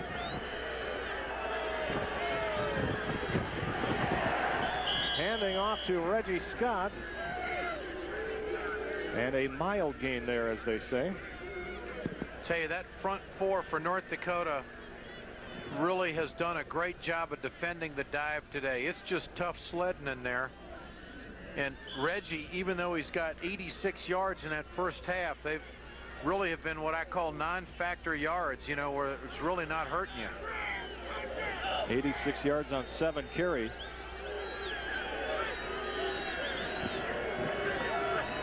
Second and long. And the give is to Matt Roller, who's strung along but plows ahead up to the 15-yard line. You know, you hear so much about Tibesar.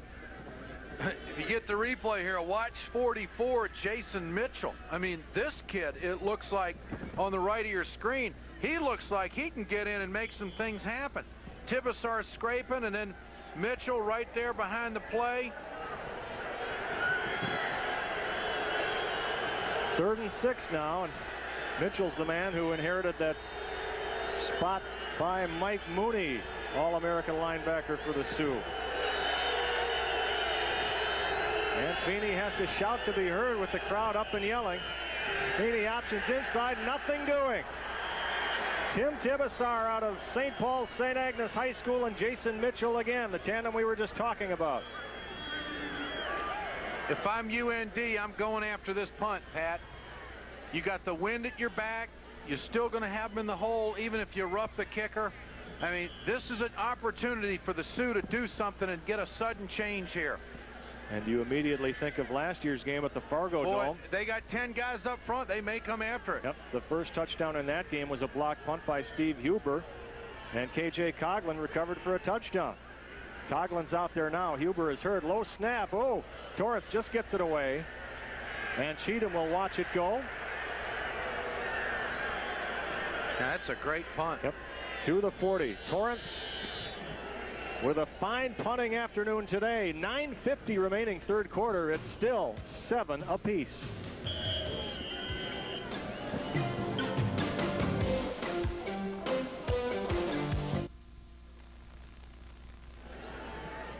22 degrees at game time. Southwest wind from 10 to 20 miles an hour.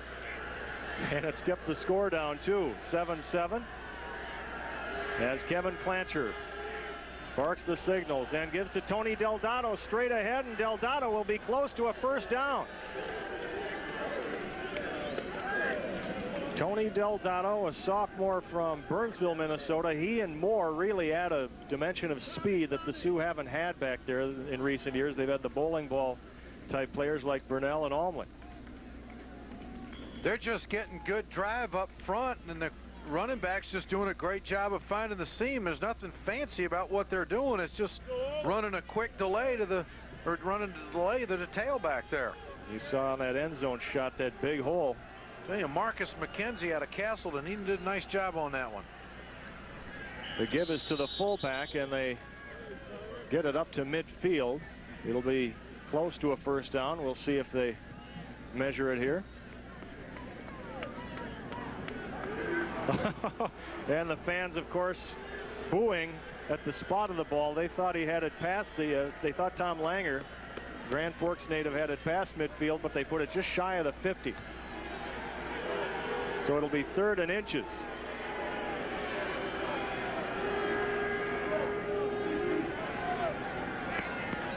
More than 10,000 well bundled up fans, and the Sioux defense taking a breather in those heating areas. This is Tony Delgado, and he's got the first down despite the big stick there from West Fargo nose guard Kelly Greger.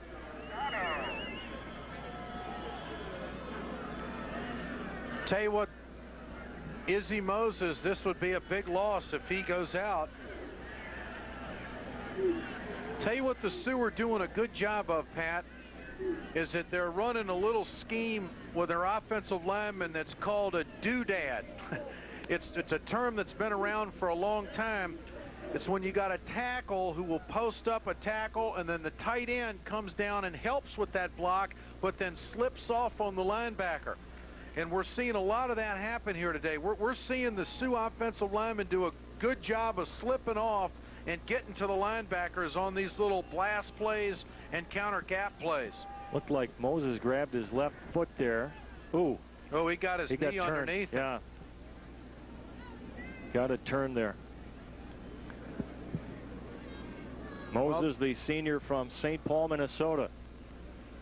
Well, they got a number of different ways they can go here. In fact, Izzy last year picked off, or 2 years ago, picked a pass off against the Sioux and took it in for a touchdown. Has had an excellent year this year and is a great open field tackler. So if he's off to the sideline, I mean, it's going to be a big loss to the Bison defense. And with 8:18 to go, we'll take a timeout while they attend to Israel Moses. This is the North Dakota ABC Network.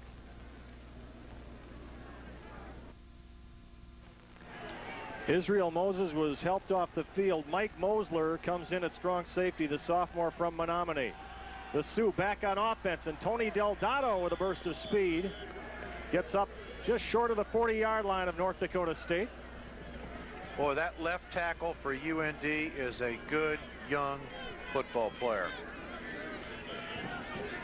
That big old boy in there, number 67, Greg Lotus. Greg Lotus, and he's had his ups and downs. Oh, Augie. Holy smokes. 24-14 leading St. Cloud State in the 3rd. A lot of time left. Northern Colorado taking care of winless Morningside so far.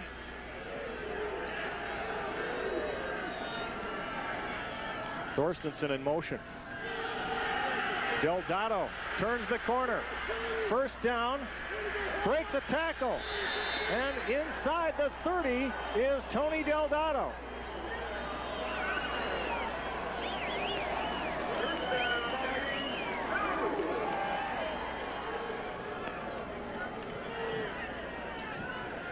There's your stretch play. Run that back, guys. You watch how the Sioux, the whole offensive line is going to the right. That's called a stretch play. They get a great block on the outside linebacker right there, and it's free sailing. Michael Kallenbach does a good job of slowing the play down and not committing too hard, waiting for help. That stretch play has given the Bison all kinds of problems right here. Sioux looking to break a 7-all tie. Clancher keeps on the option, and he is buried. Ben Oneman, the inside linebacker, a junior from Bismarck, right there. Now you watch, Rob Bollinger's going to come back with that stretch play again, and he's going to fake off it and try to hit a throwback. At least when you get those safeties committing over, and that's what you got to do, Roger knows that he's getting some pretty good play by his tackles here today, where they've been able to reach those outside linebackers. Split the receivers with Osby to the left and McElroy to the right. Delgado stays in at tailback. Clancher to the air, and it is incomplete. Oh, McElroy thought he had it, but the official on the far side says no. That's a tough read for the defensive back because they hold the tight end to block. And when that defensive back reads that tight end block and he's thinking run, and then bingo, here comes the wide receiver right in your face with a football. I thought that was a completed pass. Well, here's another look. Let's see that again, fellas, after this. Yeah, it's awfully tough to tell right there. That might have hit that time. Well, the Bison, they're just not getting any pass rush. 3rd and 11 at the 30. 6:32 to go, third quarter. Jerome Cheatham, they had a mix-up in the secondary. They're going to use a timeout. So the Bison used their first time out of the half. Each team down to 2 now.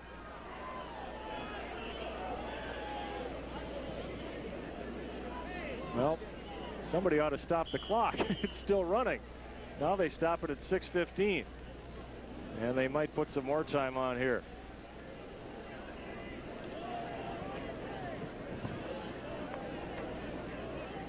We've had some injuries in this game, and we'll see if Rob Vogel can bring us up to date on those. Rob? Well, Pat, one of the injuries was Mike Manassa, who hurt himself earlier on the kickoff. He was back in. He plays special teams and is a backup linebacker. He came back in on the next couple of punt plays. They were working on his left knee. He rubbed it for a little bit and then got up and jogged around. I guess in a game like this, you definitely get back out there. One of the other players that's experienced some injuries this season is Tony Delgado, the Sioux running back who's in right now. Both he and Philip Moore, new to the Sioux offense, both bring a lot more speed than maybe the Sioux offense has had in the past. Delgado, the tougher of the two runners. You see a lot more runs of his where he's running over tacklers and people, more the type of slashing type runner. Back upstairs. All right, here's the last pass play. Here's what the stretch play does to you because you don't know how to play. Look at those three guys up front on the defensive line. The Bison just aren't getting any pressure at all. Big third down here. They brought the dogs the last time. 3rd and 11, and they line up McElroy out of the backfield, and now he's in motion. Delgado is wide to the right. The tailback lined up as a receiver. Clancher's in trouble, and down he goes under Kelly Greger and Aaron Siegfried. That was a coverage sack. They had excellent coverage downfield. We got a flag in the secondary. It may be holding against North Dakota State. And that is the call. Now, Roger indicated that he might put Jeff McElroy in some positions where the Bison were not used to seeing him to try to confuse North Dakota State. They're trying to get McElroy away from double coverage, and you saw an example there where they put Jeff in the backfield. Well, they ran him in the backfield in motion, then they put him in the flat and down the sideline. But they ran him into double coverage because they had a safety over the top and a corner covering that wide out. So they may come back and just run him in motion and just give him a little dink pass right into the flat, which would not be a bad call right down here. That makes it 3rd and 1 now with the penalty at the 20. And Chad Emond, number 17, practicing the long snaps with David Hilsheim there. Randy Harless, former Sioux nose guard, sitting right below our press box tonight. The former Lidgerwood standout, today I should say. Big Randy. Looks like he could still play. 3rd and 1 now from the 20. 6:12 to go. The pitch to Delgado. Leaps over the 20. He takes a big hit, but let's see if he got it. I think he got it.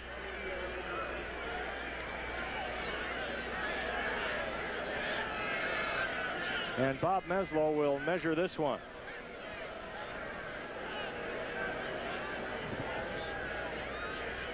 This is a big hit by the Bison linebackers and a tough carry by Delgado.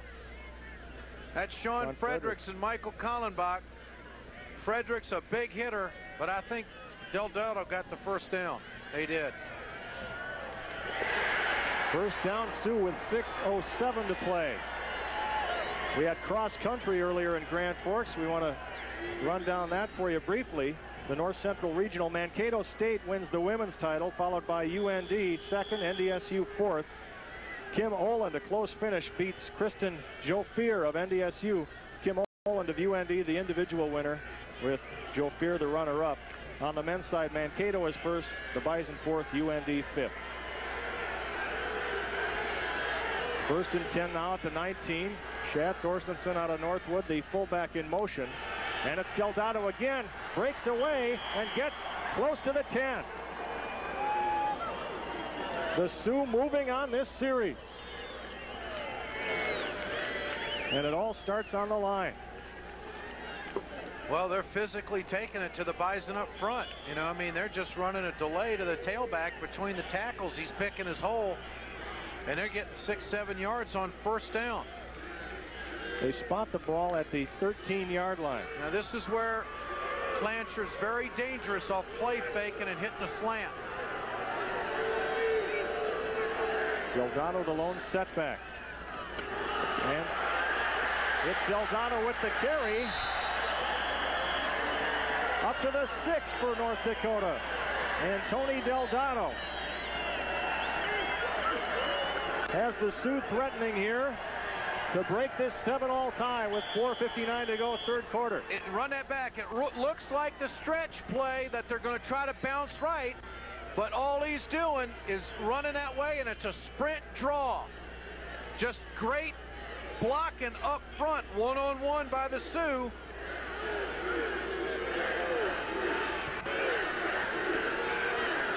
First and goal.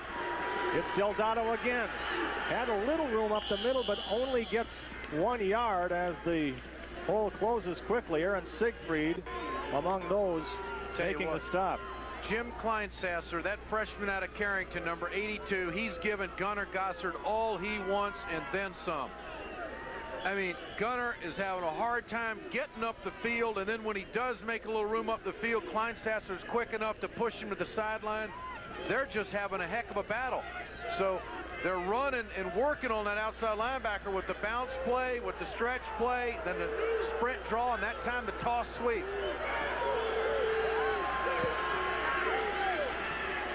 Clancher, Delgado again, spun away from one man, Gossard, but not from the second. Well, that time Kevin Donnelly, the defensive coordinator, called an outside blitz, and they brought Gunnar over the weak side away from Kleinsasser and just gave him the green light, and he was able to get inside. They got Siegfried in there at the nose, running a little delay there, and there's Gunnar right there. They had all the dogs coming that time. Mitch Clark, the linebacker, was also coming in. There you see Fredericks, 46. So Siegfried on the stop, and there's a loss on the play, make it third. And goal from the 7.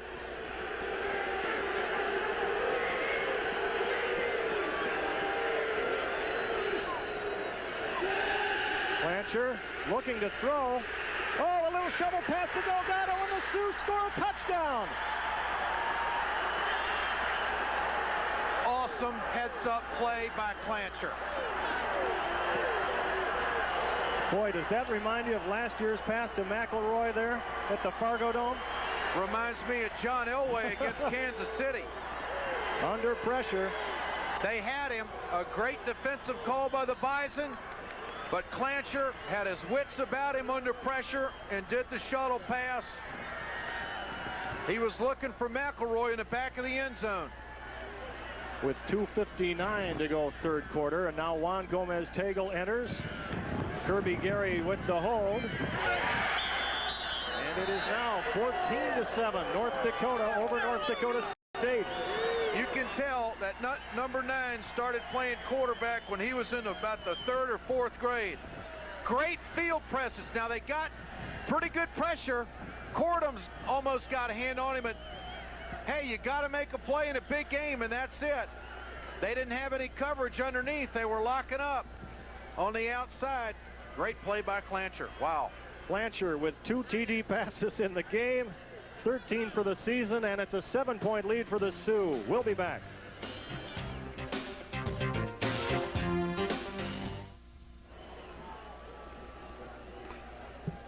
With Rob Vogel and Ed Schultz, Pat Sweeney at Grand Forks, North Dakota's Memorial Stadium, where the Sioux have just taken a 14-7 lead on the Bison with 2:59 remaining third quarter. Ed?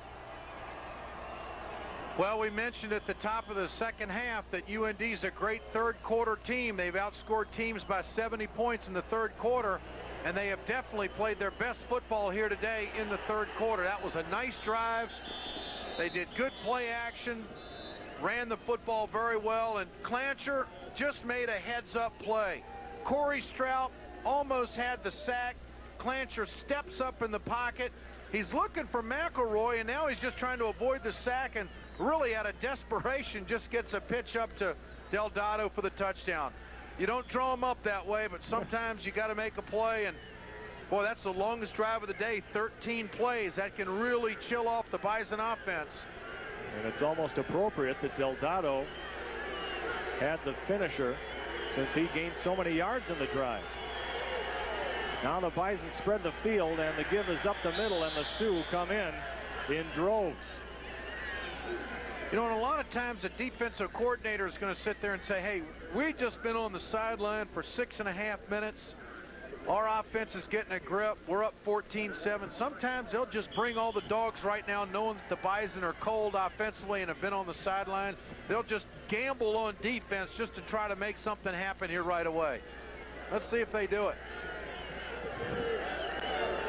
Got Gidley and Swanson wide to the right. Reggie Scott, Matt Roller in the backfield, and Feeney keeps on the option, tries to cut it back up, but David Hillsheim got him around the knees. And about the 26-yard line. 27 make it. Reggie Scott. Wouldn't surprise me if Rocky's thinking 4-down territory. I mean, you know, we're inside the 2-minute mark remaining in the third. He doesn't want to punt against the wind again. This is a crucial first down as far as field position goes. Bison going into a wind 10 to 20 miles an hour.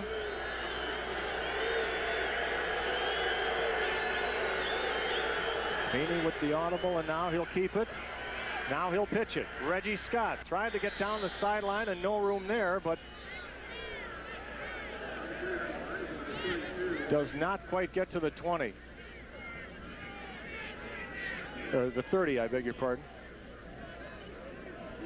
You're looking at 3rd and 1. They're going to punt it away. You just fourth and 1, I'm sorry. You just can't afford in a game like this.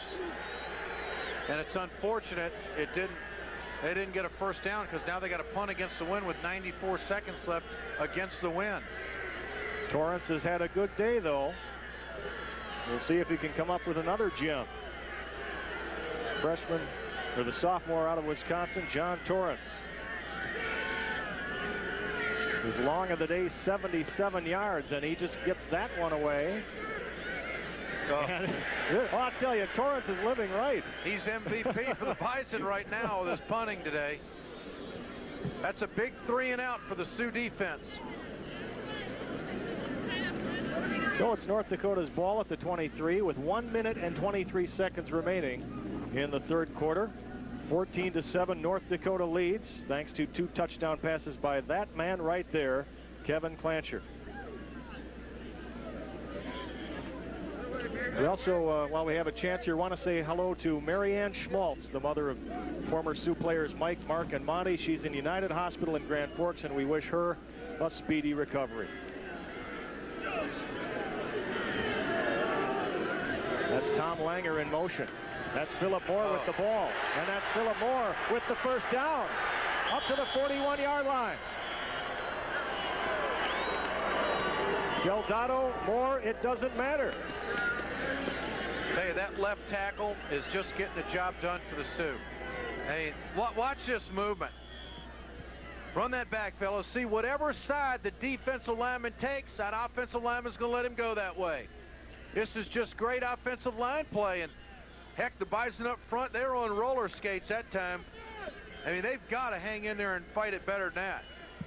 The left guard Aaron Drummond from Perham, the left tackle Greg Lotus, and the center Marcus McKenzie, all shining along with Brad Leingang and Tim Prinzen. Clancher with time. Oh, McElroy has it, and he takes a jolt from behind by Michael Kallenbach. See, when you run that stretch play and you're that effective inside, then your fake to the tailback becomes that much more important to help your offensive line pass block. And that's exactly what's happening here. And that's why UND is being able to almost name their yardage on first down, inside 10 yards.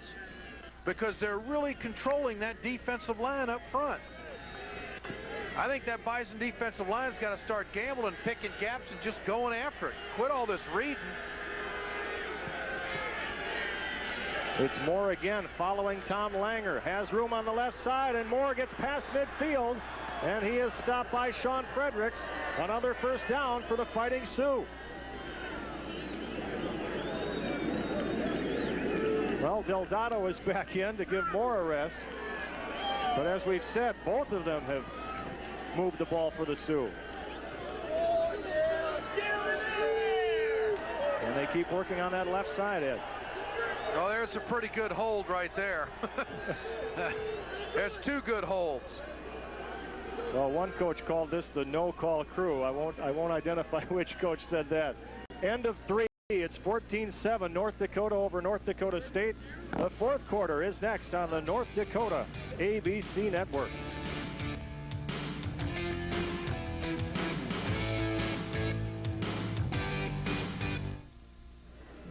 Right now, Kevin Clancher's 7-yard shovel pass touchdown to Tony Delgado is the difference.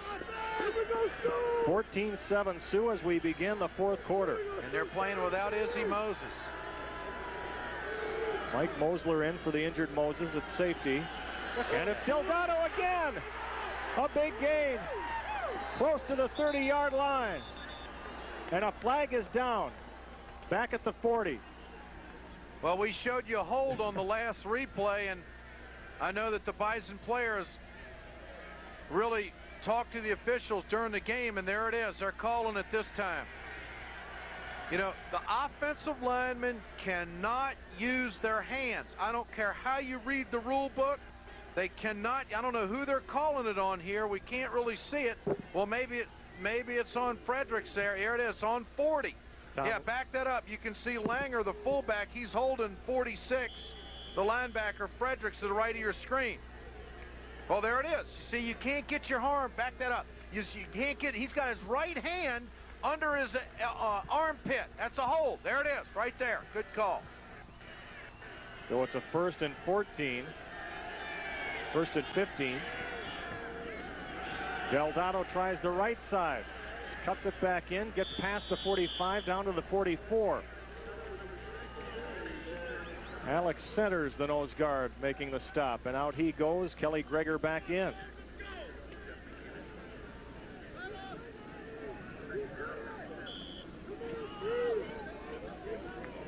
Here you see Donovan Larson, the defensive line coach for North Dakota State. Fredericks, who has just had a great year for the Bison at linebacker, only a sophomore out of Jamestown. Roger Thomas knowing his team is very powerful at home in the fourth quarter. 2nd and long here, early fourth quarter, a 7-point North Dakota lead. Philip Moore following Lotus's block. Gets the first down and more. 30, 25, out of bounds. This offensive line at North Dakota is really gaining confidence. They're coming back to the huddle with their fists in the air. Now pride is starting to set in for these guys. They know that they're getting yards. Watch the left of your screen. Watch the left guard. See him pulling there? That's just a stretch play again. The outside linebacker's not getting help. There's a missed tackle by McKinnon. And Bison are not doing a very good job of tackling right now. They're letting too many things go through the arms. Michael Kallenbach saving a possible 6 there, and it's 1st and 10 at the 25. 13:41 remaining in the fourth quarter. Moore straight ahead, and he gets a few. You know, and the thing that is so big here, Pat, is that This drive that you're watching right now is on the heels of a touchdown drive that took 6 minutes and 51 seconds. This is on the heels of the Sioux defense doing a 3-and-out. I mean, the Bison offense has not even had 10 snaps of the football here in the second half. I mean, they're just asking their defense to do too many things, but that Sioux offensive line deserves a lot of credit. Philip Moore already with 100 yards thanks to that offensive line. Clancher to throw. Oh! Almost intercepted. It was behind McElroy, and Jerome Cheatham almost had the pick. Well, Cheatham came up on McElroy that time tight, and then he backed off, and Clancher's going to him all the way. He's not looking anywhere else. He's got one-on-one with a great receiver and a great DB, and just a poorly thrown ball. Big third down here for the Bison defense. They're not going to be able to kick against this wind. Even Gomez-Tagel's got a great foot, but that ball's been really getting held up there in the kicking game.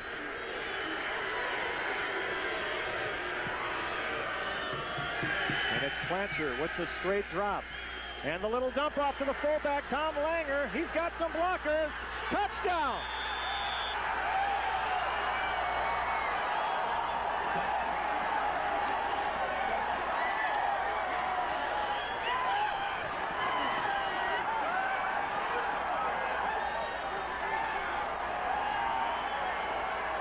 You got to watch out here because the fans are spilling onto the field. But Tom Langer, the Grand Forks native and product of East Grand Forks Sacred Heart, has UND ahead 20-7 now. Clancher's third TD pass of the day. And Langer's first touchdown of the year.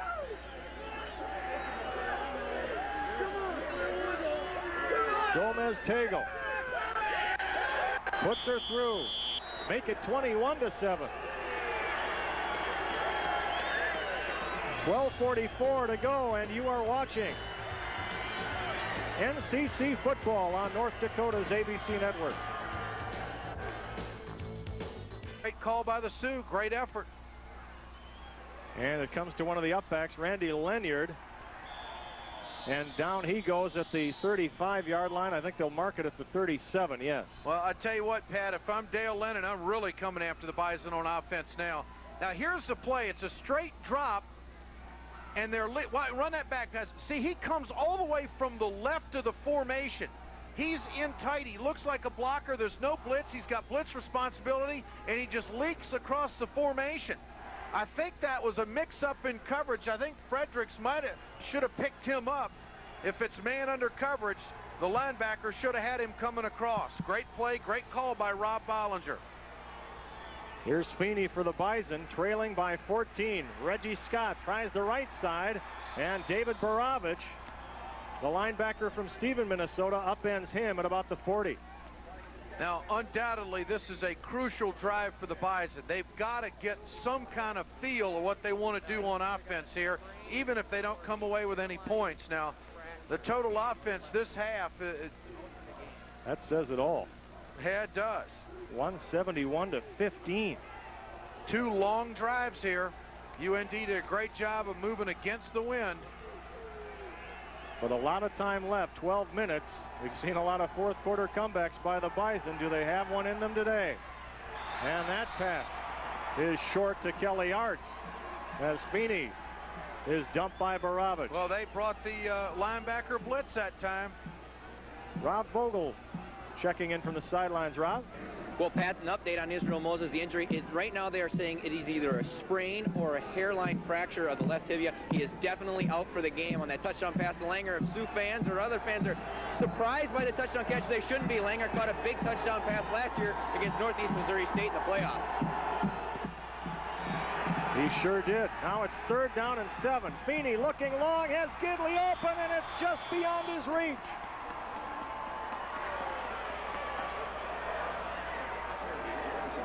And you see. Well, they had the blitz that time, and he had Gidley open. He just put too much air under it. Tough break for the Bison. The offensive line, they're bringing everybody this time. That's the second play in a row where they've blitzed, There's Tibesar coming in.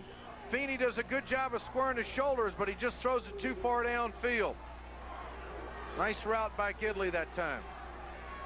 Sean Torrance back to punt. Can't say enough about his performance today. 11:48 on the fourth quarter clock. High snap, but he gets it away. Cheatham retreating, fair catch, and the Sioux will start at their 16-yard line.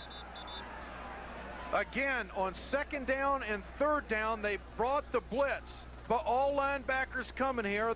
The Bison do a pretty good job of picking it up. It's man-to-man on the outside, but Feeney just doesn't do a very good job of throwing that one. Doesn't square very well and just overshoots his receiver. And a penalty has been called on that punt, I believe against the Bison, as Tim Tibesar, the co-captain, is discussing it with referee Bob Meslow.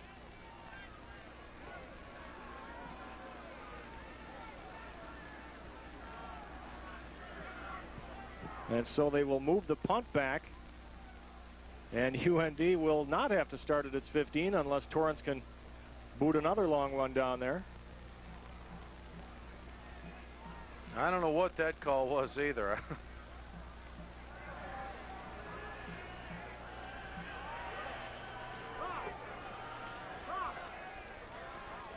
Kevin Clancher with 3 touchdown passes today, ready for another chance to go back on the field. So the penalty moves it back. Torrance with the re-punt. And that one just gets away. And Cheatham will let that go, and it does reach the end zone. Can that kid punt or what? Well, you said it. I think he's the star of the game, at least for the Bison today, special teams-wise. 77-yard punt earlier. He had the Sioux pinned at their 7, pinned at their 4. There's Mark Kauk on the Sioux bench. Mark Kauk at every sporting event in Grand Forks. Can't believe there's only one Mark Kauk.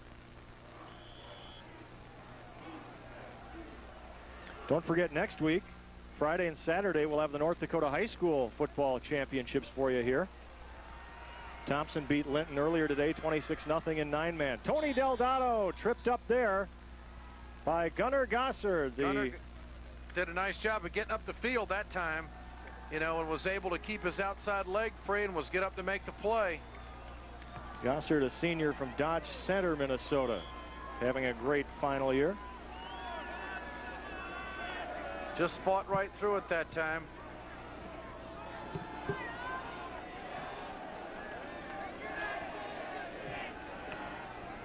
So that'll bring up 2nd and 13. But for the most part, this game has been a nightmare for the Bison outside linebackers. Especially here in the second half. Delgado again gets tripped up. And I think he tripped over Gossard's feet as Gossard was pinned to the ground by Shad Thorstensen. Well, this is what the Bison need right now. They got to have a 3 and out. You know, I mean, you're looking at 10:30 remaining in the game, and I think that little underneath pass to the fullback looks pretty good again right now. You want to throw something safe. Those folks are in the shade, so it's a little colder on the west side of the field. The Sioux side. There's Roger Thomas. Let's see what they do on 3rd and 12. They give to Delgado, and he won't get it, but he'll get it up to the 26-yard line. Needed to get to the 30. Good safe call by the Sioux. This will bring it down inside the 10-minute mark. And the important thing is, yes, the clock keeps moving. 9:47 and ticking.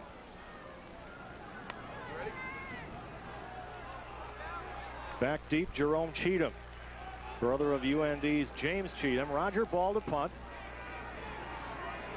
Sioux lead the Bison 21-7 with 9.5 to go.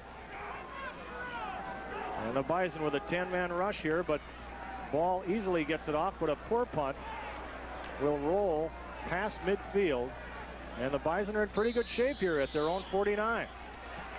9:17 remaining, and the Bison need to come back.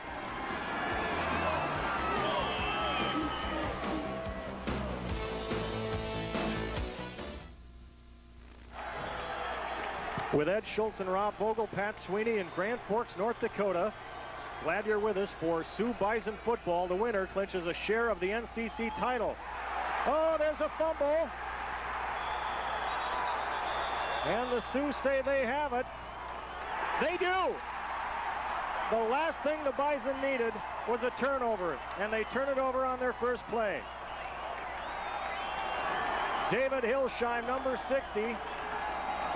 I think he had a fumble recovery last year in the Fargo Dome, and he does it again here.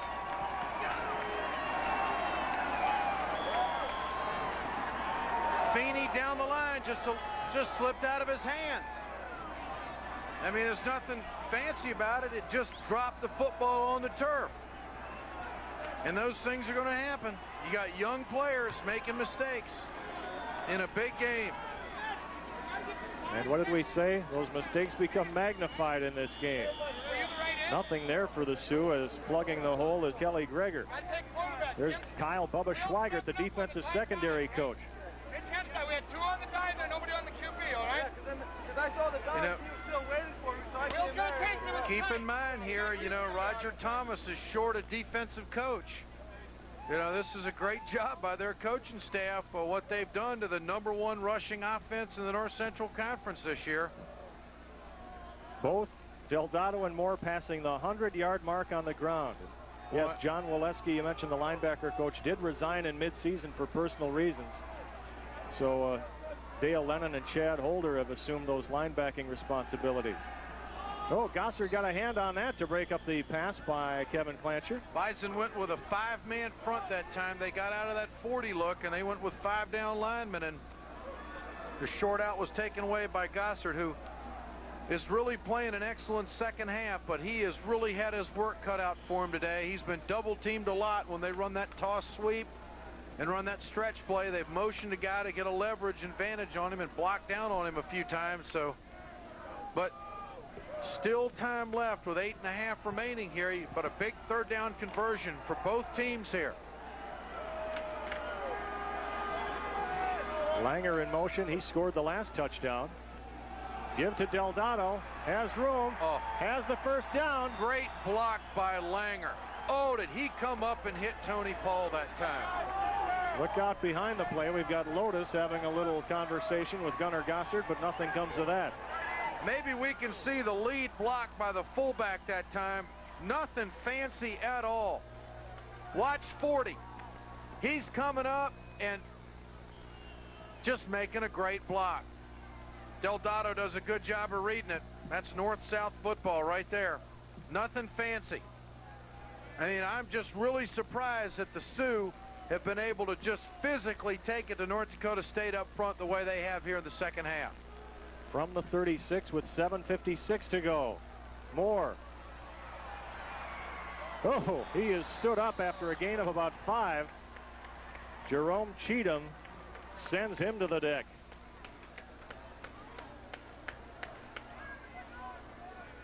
Well, if the Sioux could score here, that could really make life difficult for NDSU. Well, if they can get 2 more first downs here, that will make it extremely tough. Great tackle there by Jerome Cheatham. The Cheatham boy's mother is in the stands today. I think she's wearing her UND NDSU sweatshirt. The letters across it read UNDSU. So she's on both sides of the fence. And Philip Moore scrambles just beyond the line of scrimmage. He picks up maybe 2. So 3rd and 5 will be the situation here, as Rocky Hager shields his eyes from the sun. Sun has not been shining on the Bison here in the second half. No, it hasn't. Only figuratively.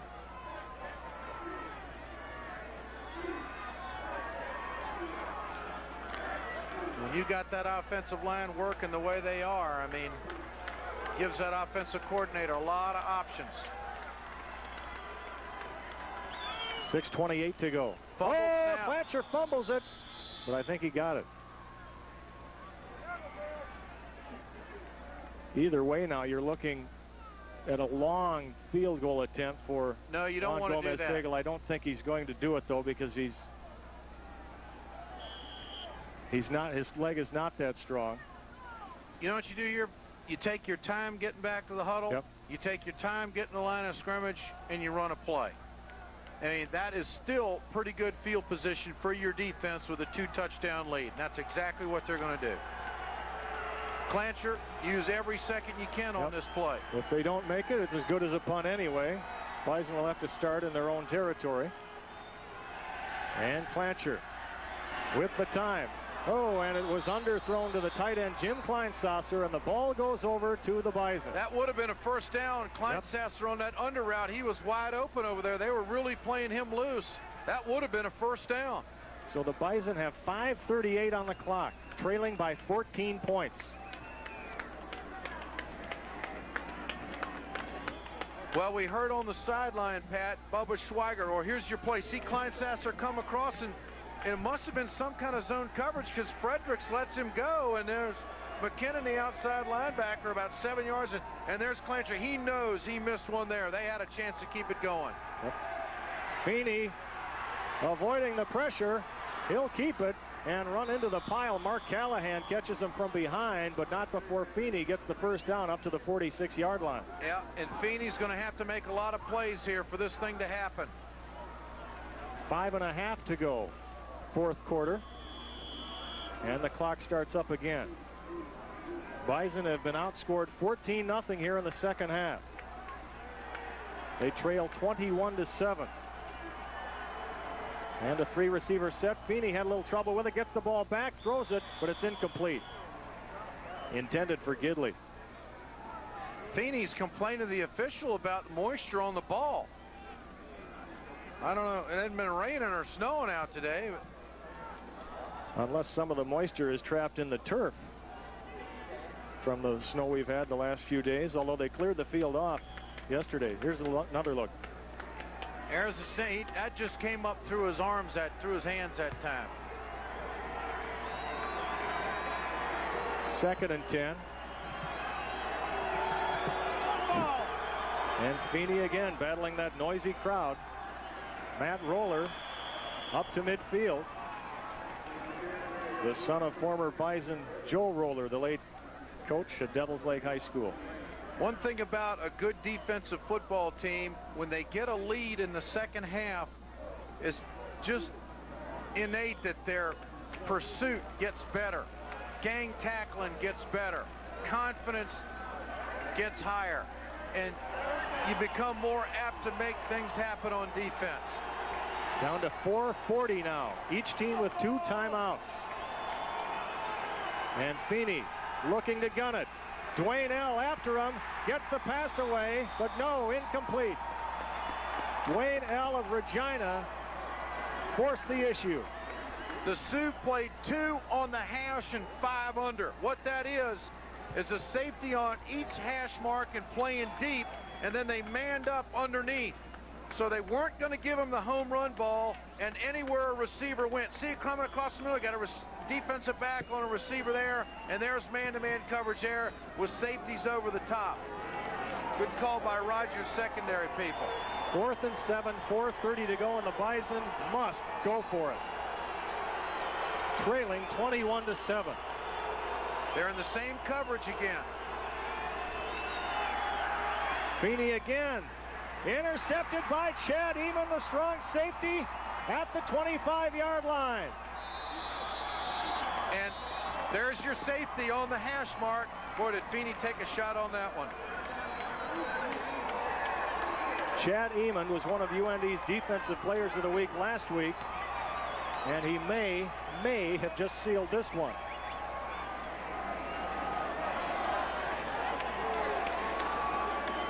They got a little dive fake in there, but now stop it right there. See 17, he's playing the right half of the field, and then the safety on the other side is playing the left half of the field. There's the safety right there coming in. Cheatham 27. They will not give the home run ball, and theoretically your tight end down the middle is your best chance if you want to go to an intermediate pass. And that was David Hilsheim getting the heat on Feeney. We've got a flag down here as Delgado gets the carry. And now a Sioux player is hurt. They are waving the trainers out. Well, North Dakota State is almost at the point where they got to start tackling the football. Aaron Drummond, I believe, number 56, the left guard for North Dakota. I believe it is Aaron Drummond down. And that would be a difficult man to replace. The senior from Purim. And it is Aaron. Well, Pat, there's going to be a lot of things to be talked about here the next several weeks. If this holds true and the Sioux win here today, they got St. Cloud coming next Saturday. I don't know where St. Cloud is with Augie today. They were trailing earlier. They would be playing the role of a spoiler, but I can tell you St. Cloud is a good football team. You got to give a lot of credit to Roger. 2 weeks ago, his team was really hapless against South Dakota, getting beat 35-0, giving up 10 sacks. And I understand they're building a dome here in Grand Forks with a vote November 28th. They're trying to. If they took the poll today, I'm sure a few people would want to be indoors. Well, I can tell you that the dome has nothing to do with the way that Sioux offensive line played here today. No, sir. Aaron Drummond goes off and appears to be all right. Takes a seat on the bench. 3:56 and counting in the fourth quarter. And the give is to Tony Delgado again. And he wriggles up to about the 34-yard line. And the Bison take timeout. They will have one remaining. Well, you got to use your timeouts on defense to make sure you get the ball back. A lot of time left, but you want to make sure that, you know, you're going to get a chance of doing something with it. It's been a while since Tony Delgado has had a day like this. He was injured in the South Dakota State game, I believe, and wasn't quite the same in the middle of the season, but he has arrived today. You know, we heard that heard Bob Ensign, the AD at North Dakota State, in our pregame show.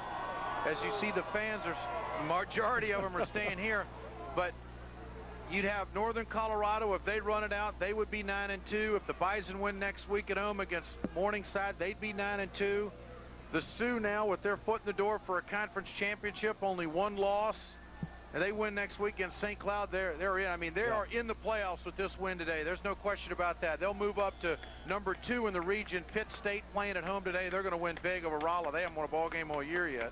And St. Cloud was the last team to beat the Sioux in this stadium early last season. That's the only loss the Sioux have had in the last 3 years.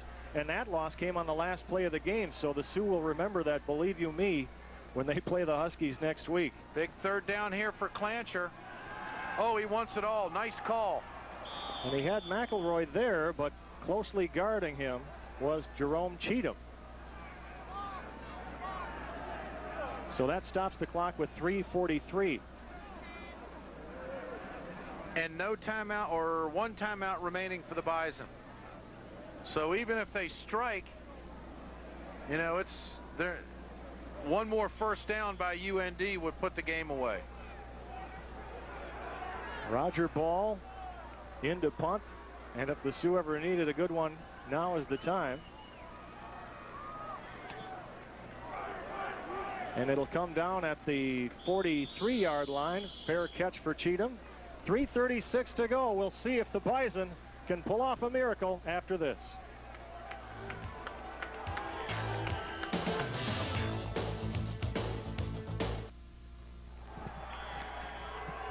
North Dakota State has 3 minutes and 36 seconds to come back from a 14-point deficit. Feeney with the throw. He takes a shot. It was off the fingertips of Matt Roller, and Tim Tibesar pins Feeney to the mat. Well, that stops the clock at 3:31.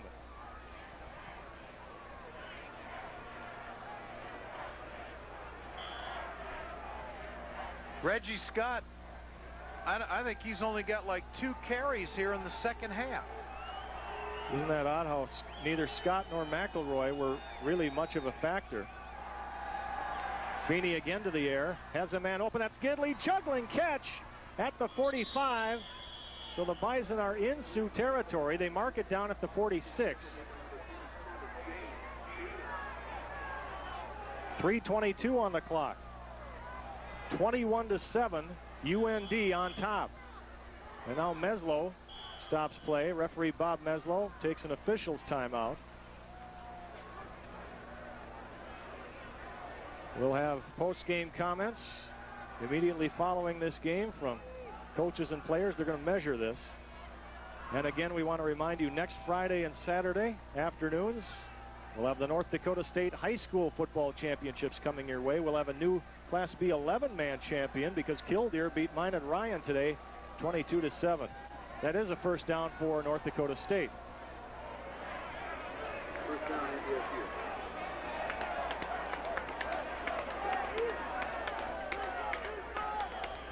Augustana has upset the Huskies of St. Cloud 24-14. They're done. They have no chance for the playoffs. They only play a role of a spoiler now. Feeney again on the run. Almost goes down. Tried to get it to Kelly Arts. And it falls incomplete. And now with 3:04 to go,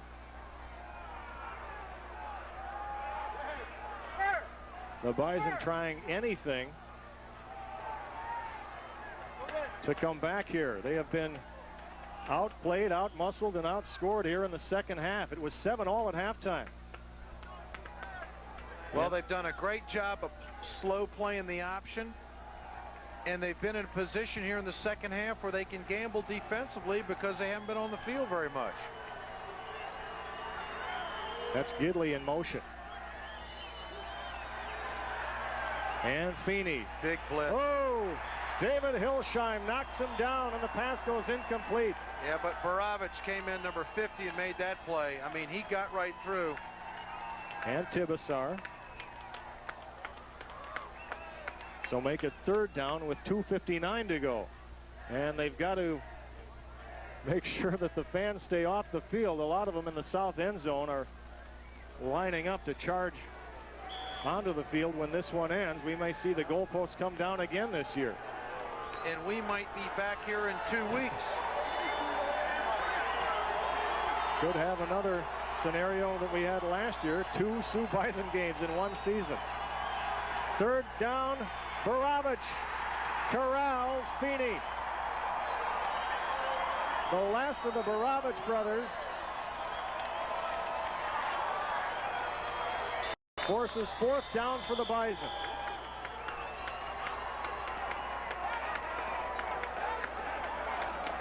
And the Bison take their final timeout with 2 minutes and 41 seconds. Just a rollout throwback. Feeney's looking back, but excellent coverage by UND. He misses a man coming across the middle, but he really didn't have much time to find anybody. It has just been physically 2 different halves here today. And Mark Callahan still out there, the nose guard number 91,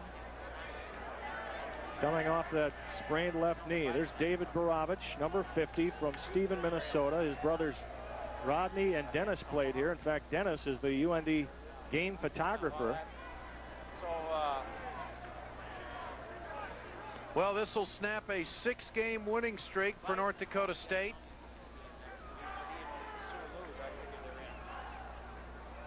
Feeney looks like he's been frustrated all day with the housekeeping of the ball. I'm going to have to ask him that post game. And these fans aren't leaving, are they? 4th and 10 at the 48 with 2:41 to play. And they are looking for Gidley, and getting a paw on it is Chris Schranz, the cornerback. And the ball goes over to North Dakota with 2:35 on the clock. They've got maximum protection. Run that back. You've got just both 36 Roller and 32 Reggie Scott in helping for extra protection. And Feeney just doesn't make a very good throw. No chance for a completion there. Great replays today, guys. North Dakota 2 minutes and 35 seconds away from its 4th straight win over the Bison. Philip Moore with an opening, and he picks up 9 yards on first down. Well, we know one thing, Pat. If the Bison do make the playoffs at 9-2, they will not be playing in the Fargo Dome. Now, that's what this loss does today. They come back next week in the Fargo Dome and beat Morningside. They'll be 9-2 with wins over 2 Gulf South teams. they should be in the top 4 in the region. The Sioux, if they beat St. Cloud or even lose to St. Cloud, they're 9-2. They're going to make it. This is a playoff game, an entrance game for UND the way they've played today. With the win, the Sioux will clinch a share of the NCC title, and they can win it outright by beating St. Cloud here next week. Fullback Tom Langer. Because you'd be looking at North Dakota, North Dakota State, and Northern Colorado at 9-2, and then Pittsburgh State, they're the #1 team in the region. I think those would be your 3 playoff teams. That's a first down, and the clock continues to move with 1:40 to go. And it's just a matter of time now. And this is the 4th game in 5 meetings between these 2 teams that has been in Grand Forks. With the changing schedule, the Sioux getting the benefit at home. Here's Philip Moore, just dancing gingerly into the pile here with 1:13 and counting. The Bison cannot stop the clock. They have no timeouts. And let's hand it to that UND offensive line again. I mean, a lot of people have been waiting for this unit to put it all together this year, even with the successful season, just 1 loss. Not everything has gone well for the line, but they have. Have they been waiting for me to stand up? They have put it together today. You've got your fan club here with you, Ed. That's right. Down below us. Always big in the city of Grand Forks. 38 seconds and counting, and Clancher. Well, I tell you, that's been a great game by Clancher, the way he's played today. He's made some awfully big plays for North Dakota. Oh, Roger just got a chilly shower. And I'm not so sure that Roger's team was favored coming into this game. Well, last night I picked the Sioux by 1. I didn't think it would be this decisive. We're going to count down the final 10 seconds here.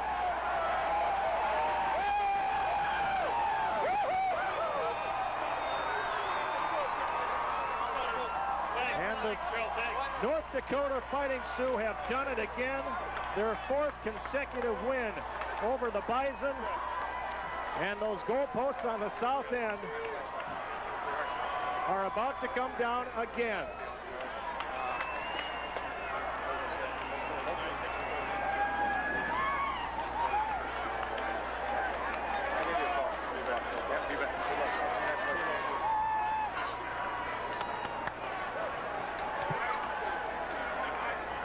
Well, Roger Thomas and his staff, what can you say? They've done a terrific job getting this team up for this game. Seems like we keep getting in recent years. Oh, I know. It's the only way to go. Thanks, Bob. And that mob will not leave until those goalposts come down. While we await that, let's go to Rob Vogel with Roger Thomas. Rob. Thank you very much, Pat. Well, a familiar sight once again. We're with a doused head coach Roger Thomas, who's congratulating some of the Bison players right now. And we'll grab him here for a minute after celebrating again another win for the Sioux over the Bison. Coach, first of all, congratulations on a big win. Once again, doused here. Is the feeling the same as in times past? Yeah, it is. It never changes. It's always such a big game, and the emotion and enthusiasm just seems like it never changes. And I'm really proud of our guys. This has been a crazy year, and this is a really neat thing to try and to win a championship, or at least a share of it again, which was on the line today for the 3rd time in a row. I've been thinking about that a lot, of trying to do something like that 3 times in a row in sport is tough, and this is a real credit to these coaches on our staff and our guys. Really great kids. All week long, both teams talked about the running game being the key, and you scored both your touchdowns early on in the pass, but the running game definitely a key for you guys today. I thought we just took it at them today. We had planned to do that, and it was a base running game, and all of those backs, all those guys running, we knew we had to do that, because if we didn't, then we had to throw the ball against our secondary with their blitzes and stuff, we'd be up the creek. So we had to run, and our guys up front, I'm really proud of those freshman guys up front. So do you go into the locker room and tell them to start focusing on St. Cloud State, or do you let them enjoy this one tonight? Maybe talk about that Monday, maybe. I think we're going to enjoy this for a little while. All right, Coach, congratulations. Thanks so much for your time. The Nickel Trophy stays in Grand Forks, and you can make it a 3-peat for the Sioux, their 3rd consecutive NCC championship. Rob Vogel now has a Sioux player. Rob. Thank you very much, Pat. We're standing here with nose guard Mark Callahan. And Mark, first of all, congratulations. I imagine this win takes away some of the pain of what's probably been a long couple of weeks for you. Oh, most definitely. I mean, I had a lot of inspiration to get back. It's a big game. I had a lot of people, pushing me to get better. Like Cheatham, he's the player doctor. Oh, you just did what I did. So, I thank all the physical therapy people that worked with me the whole week, and just the teammates sticking behind me and get me back out on the field. How tough was it for you? Were you never in doubt for playing in your own mind this week? A lot of maybe he was going to play. We're not sure. We'll wait and see how it goes during practice. But in your own mindset, were you preparing as if you were going to play? No doubt about it. Not really. I mean, I looked at it as if my knee was ready, I'd play. If it wasn't, I wasn't. I wasn't about to ruin my career on one game. I mean, I look at football as, it's fun to play, but you got to know when to play. You can't go out there not 100% because then, you can get hurt more. So I looked at it, if I was ready, I'd go. If not, I went to St. Cloud, and thank God I was ready to go.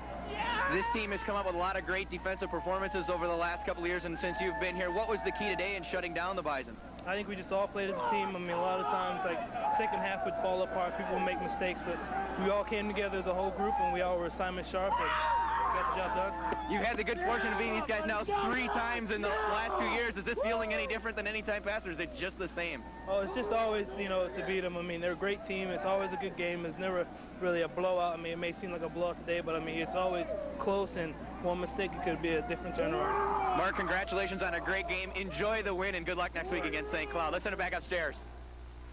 Okay, thanks, Rob. And Kevin Clancher is coming your way. Let's hear from the Sioux quarterback with 3 touchdown passes today. Rob?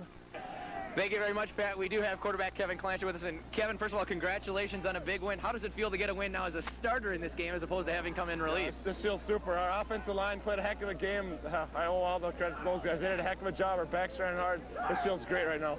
You got the touchdowns, those 2 touchdown passes early on from the pass, but all week long the coaches talked about the running game being the key, and you mentioned those young running backs. A big game running for your team. Our running backs really did a good job. They did a heck of a job running the ball. It was super, and that just set up our passing game the rest of the game. Backs ran hard, the line blocked. Really nice job.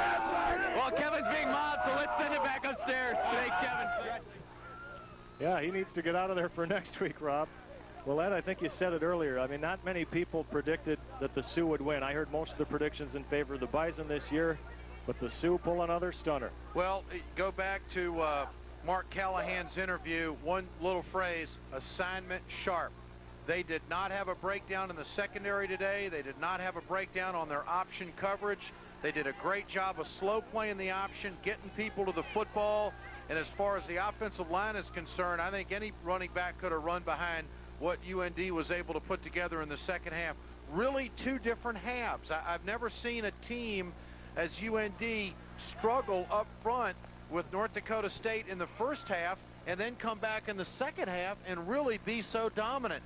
I mean, the confidence went up 1,000% after that 6-minute and 51-second drive there in the third quarter with the win to put the touchdown on the board, go up 14-7. It really physically was never a game after that drive. Yeah, and a shovel pass of all things turns out to be the go-ahead TD, and here it is. Well, when you got a quarterback who's as heady as Clancher is, the Bison really didn't get much pressure on Clancher all day long unless they blitzed.